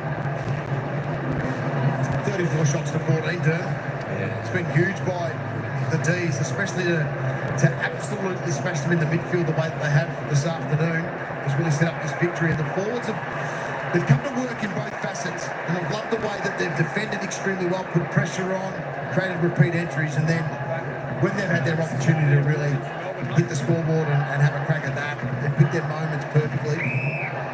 So they'll get the jump on, obviously, Sydney, teams like Carlton, St Kilda as well. Get a percentage boost as well. Which they really need after losing the first 5 games of the season. It's been a fantastic recovery. They will have won 5 of the 6 since. They were unlucky to not beat the Hawks in that run as well. Well, in the end, the Hawks did beat them pretty comfortably, but they were certainly Kick straight like they did today in the second quarter, and they probably lead at 3/4 time. Different story. on to McLean, to Petrarca. Wouldn't behave itself for Rampy.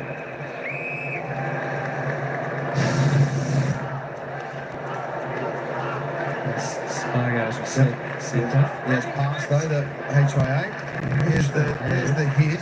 I'm not so sure he gets him in the head. The other angle maybe a little bit, but it's more the shoulder does cop the brunt of. The vision surely must have shown that hit him in the head, or they wouldn't have called for it. Sure. So the D's doctors did talk to him. The umpires did stop the game and demand that he come off the ground. It's the umpires called it, not the. There might have been a bit of I would think it's come from the ARC. The ARC. Medical people, Absolutely not the clubs. Well, that is still to be determined. Okay. Roberts smashed it forward. Because that sets a really, really dangerous precedence. Oh, they can do that now. I know they can. They can. But you imagine if that's your best player in a grand final day and the ARC takes him out and the player is pleading Meantime, here's Sharp. Up to full forward. Pickett is loitering at the front, but Fritz doesn't let it get to ground. Well up, Bailey Fritz. It's a big score. Yeah, it is. To go into the 120s now, one way or the other.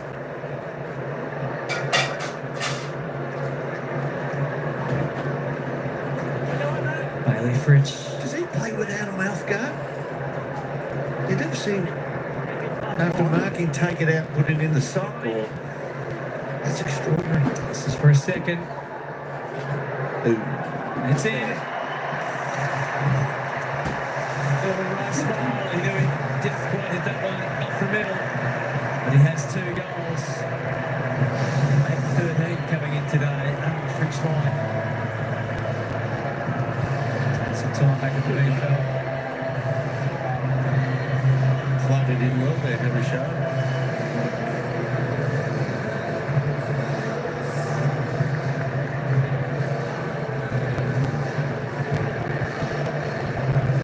Melbourne's biggest score since round 20 of 2023. And they kicked 130 points. Yeah, it's a big score.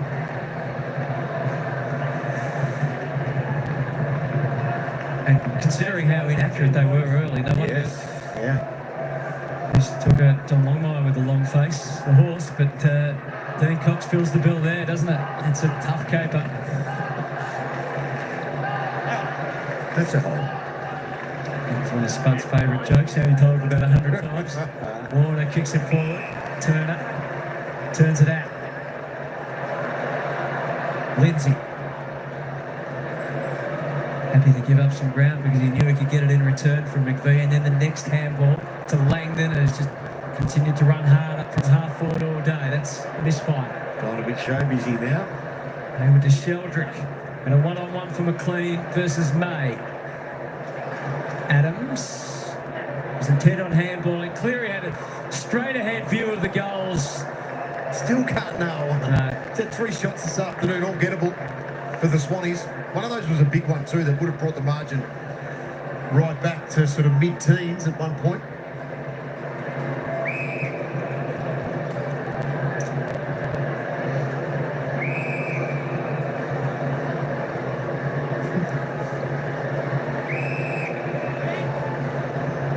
So Sydney's performance at the MCG, it's an exact same margin as grand final day. They were doubled that day, 120 to 60, and the scoreline is very similar, 125 to 65. Jordan, deep into the pocket. See McLean just pull out of that, then he's lost his confidence. Langdon, sparked them out of defence. Oliver, territory taker. Tackle from Max. That's the crowd excited. The D's fans in the vicinity all on their feet. The magnificent Max Gorn kicked a great goal. He wasn't too keen on having another one. Handed it off to Melkson. It was part of a bit of a disastrous second quarter where they're kicking. Beautifully weird, wasn't it? Yeah, it was. There's been a few beautifully weird moments. You're just the man for beautifully weird incidents too, Derm. I've seen it in the time.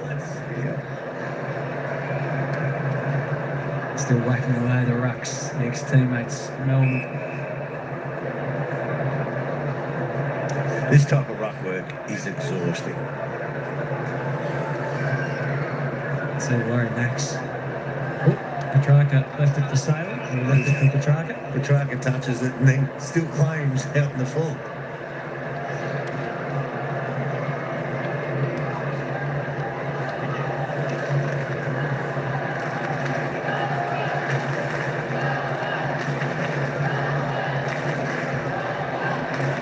Grundy, Sailor, he knew where his teammate was. Well, the other thing, I guess, about this resurgence from Melbourne is they do have those handful of teenagers. We can see their talent. Yep. It's going to take a while, obviously, before they're absolute top liners. But they have infused the team with some pace and some skill. Same Langford and Lindsay and Windsor. Well, Windsor had a good year first up. Just stagnated a little bit this year. Last week was probably his worst game as a club. He's just found his feet again today. He's had some really nice moments, been able to cut through traffic. Sharp copter's tackle. Grundy. Brute force that time. Next line.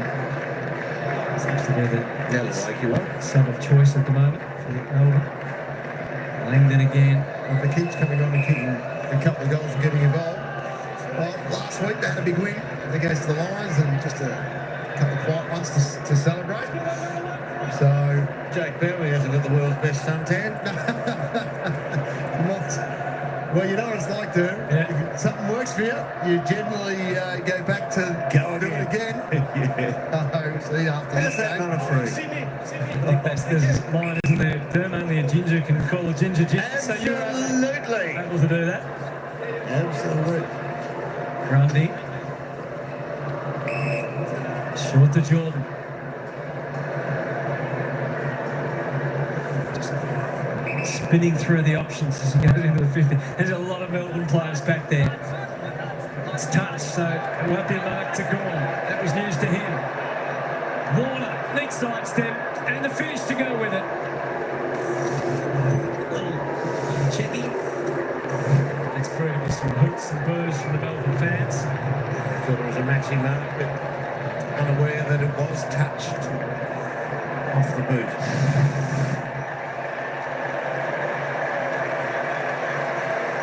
So too was McLean, unaware that it was untouched. Because he's coming off again. Let's hope he gets 2:49. I don't think we're going to see him again. Max off as Maybe well. not Max either. Because he denied an opportunity to get a career equaling 6th goal. So the Sydney Swans, it's a long way back, isn't it, from 4 and 7?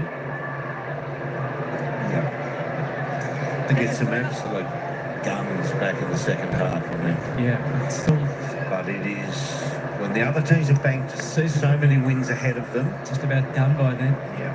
Crows and then the Tigers Good before the trap. bye. The tracker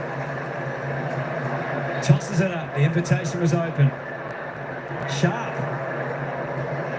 Third was there for him. Carton with a forward handball. The bounce, which was true to Warner. Blakey. Adams has been pretty good since he's come on the ground. They get into some fluency now. Sheldrick turned at the right moment. I see McLean pull out. He is so out of confidence. He's called out of that by his teammate. Short was on if he wanted to clear him, but he's going longer to rope bottom. Questionable choice. Nice mark by McVee. He's another that's returned after a late start to the season to help build this Melbourne defence. Lindsay back to the goal square to Turner. Got a pop kick on. Possession 21 for McVee. 24 from Windsor. Salem's had 30, Langdon's had 30, Oliver's had 30. Langford. Another one of the young brigade you talk about. Langford looks to be a real player of the future. That's 3 goals and 4 more to go against Hawthorn. Here he is, charging forward. Had a bounce. great kick. Yeah, obvious target. Australia got him take action. It's hard out to the right. It's always been a beautiful kick. And there is Exhibit A. The lizard was on the line. But the moustache looked magnificent. As good as the kick from Jake Milsham. And Melbourne, 1917, 131. What a score. Those flags are as big as it. They are huge these days, those flags. How they're almost allowed into the ground sometimes. But they are waving with absolute glee down there. Oh, there's Jake Lever's pulled up sore. No, but he was actually okay off the back of that. I saw him at centre back. He was moving around okay. Just got stepped. Finding the stashes. Yeah, it was a nice controlled build-up by the D's on that occasion. Yeah. And in the end, it was a bit of magic by Meltram from 50. Petty was at the top of the goal square, motioning to Jake Meltram. Take the full 30, mate. Just take it easy. We're pretty tired. And he plays on after about 4 seconds. 7 goals in 2 weeks from Meltram. Yeah, it is. Good return. This is a big score. Big problems for the Swans. Adams. Hands were good to Warner. Same to Campbell. And his own is Hayden McLean. Left out of the team last week. As we mentioned, 11 goals, 6 in 7 games. Didn't really take his time then. He's kicked it pretty well. Call it consolation goal. It was nice move bounce out of centre bounce. Over the top to Campbell, who just showed his speed.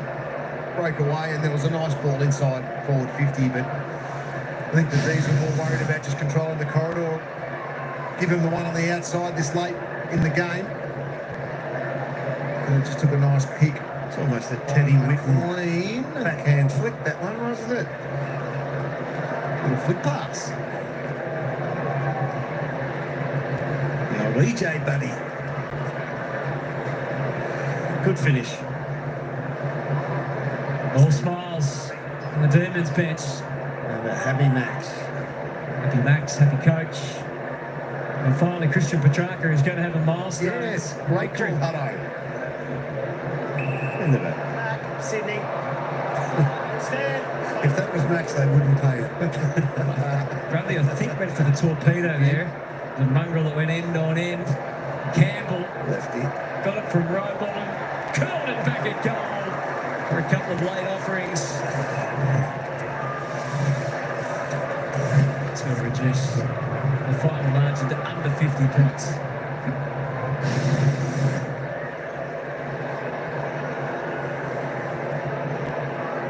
Good vision to the outside.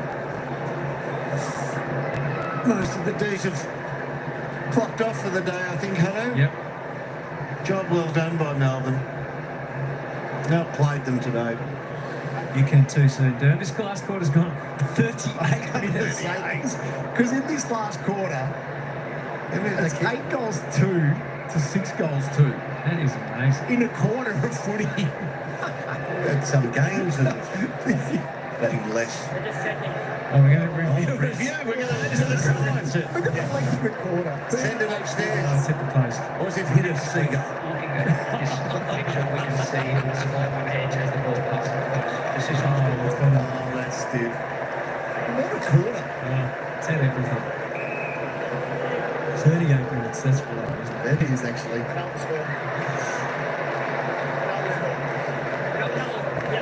So the margin is back to 53 now.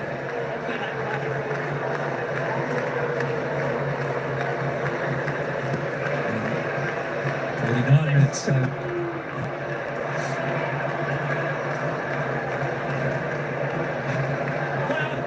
see how far we can stretch the last 20 seconds out to. High ball May, Penny, Bice. He stays in, yes it does. It's out again. Here we go.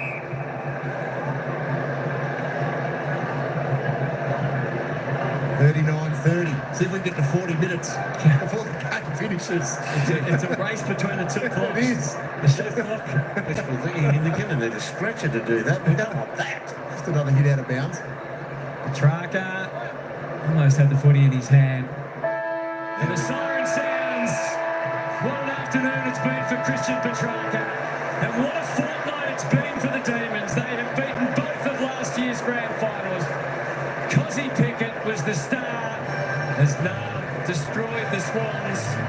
Sydney's return to the MCG for the first time since last year's grand final disaster was almost as miserable. They've been crushed by 53 points. Christian Petrarca finally celebrates a milestone in style. 200 great games. And the D's season is not over.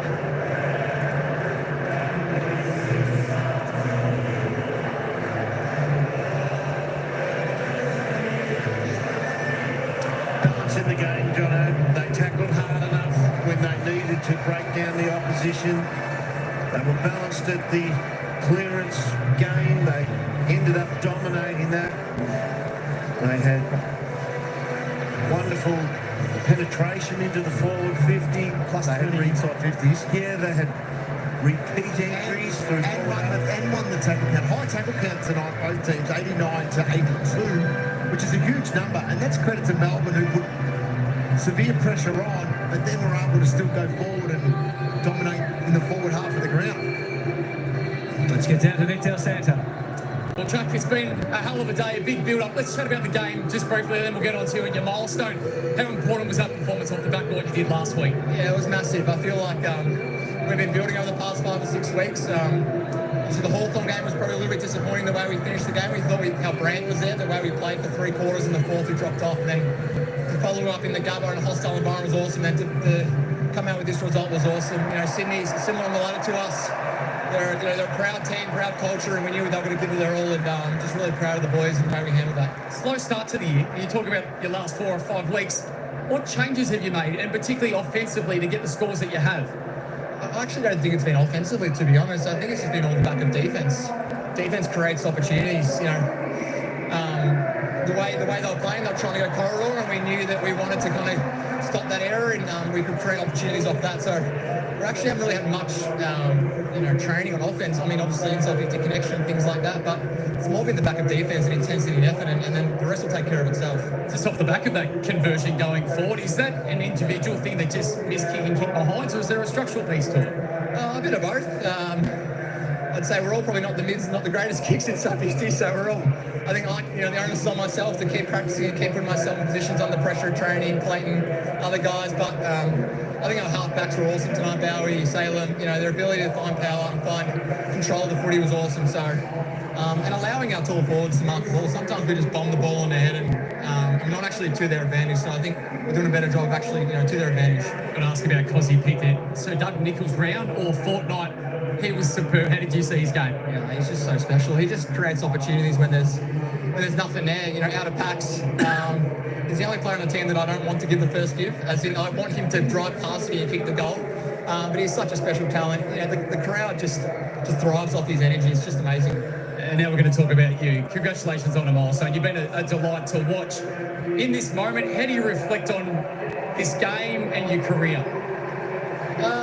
It's interesting. I've reflected a little bit over the past kind of 5 days, 6 days or so on the past 10 or 11 years, but it's probably more the last 9 months. It's something I've been really proud of myself. Family, my wife, Bella, has been amazing for me, and just how I've handled that and got back myself to playing and doing what I love. I said in the interview earlier in the week, whether I'm playing good or not playing good, winning or not winning, being back out on here is the best feeling in the world. I absolutely love what I do, and this is the best gift I could ever receive after what I went through. So I'm just really grateful to be back out here. A little bit nicer to win a milestone game as well. It's your first one. I'm 0-3, so 1-3, which is good. So hopefully 250 we get to 200. I'm sure this guy's been a big part of it. Is there someone particular that you can look back on and say, without them, you wouldn't be here? Is there one particular person? No doubt my partner Bella. She's been absolutely incredible for me. Last year was a really difficult time, and not even just with the injury, even everything after it, how everything unfolded, and you really rely on the people around you and have trust in them, and it's just incredible the amount of support I received through that time, being in hospital and posted, and I'm a resilient person. I knew I could get back to being the player I am, and I feel like I'm slowly building and getting better each week, and but also the footy club's been amazing the last 6 months as well, from back from pre-season. Obviously, a lot of the stuff happened, but I felt like we've really connected over the past 6 months. You can see it. We're starting to build. We've got a lot of young guys, which is really, really special. And I'm 29 now. The onus is on me to help these guys transition into the next stars of the footy club. Getting older, so that leadership role for me is really important. Congratulations, but also thank you. You've been a delight to watch for your whole career. So well done. Thank you very much. All right, folks, there we go. That is game, set, match. Melbourne 19-17, 131. Sydney 12-6, 78. Tell you what, it was a goal-scoring frenzy in that final term.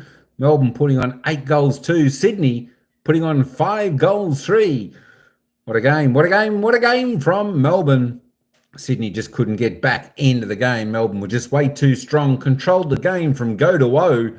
It was a great victory, of course. Let's see where that puts Melbourne on the ladder. Where's Melbourne? There's Melbourne. They are up into 11th spot now with 5 wins, 6 losses, sitting on 20 points, just a game and percentage outside of the top 8. Well done. Of course, Sydney, big loss for them. They're now 2 games and percentage out, only winning 4 and losing 7. It's going to be a tough road home for Sydney, but one that Melbourne needed to win. All right, folks, thanks for all coming into this game. I'm going to wrap this one up because I want to get over there to the Gold Coast Suns and St Kilda match. What about a quarter and a half to go over there?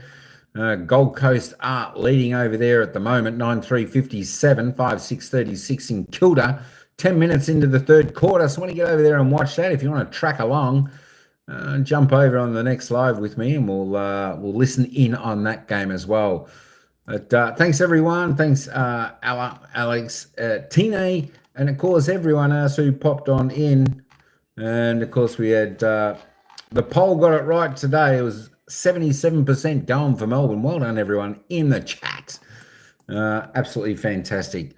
All right, folks, that is me. I am over and out. I want to thank everyone for coming in again.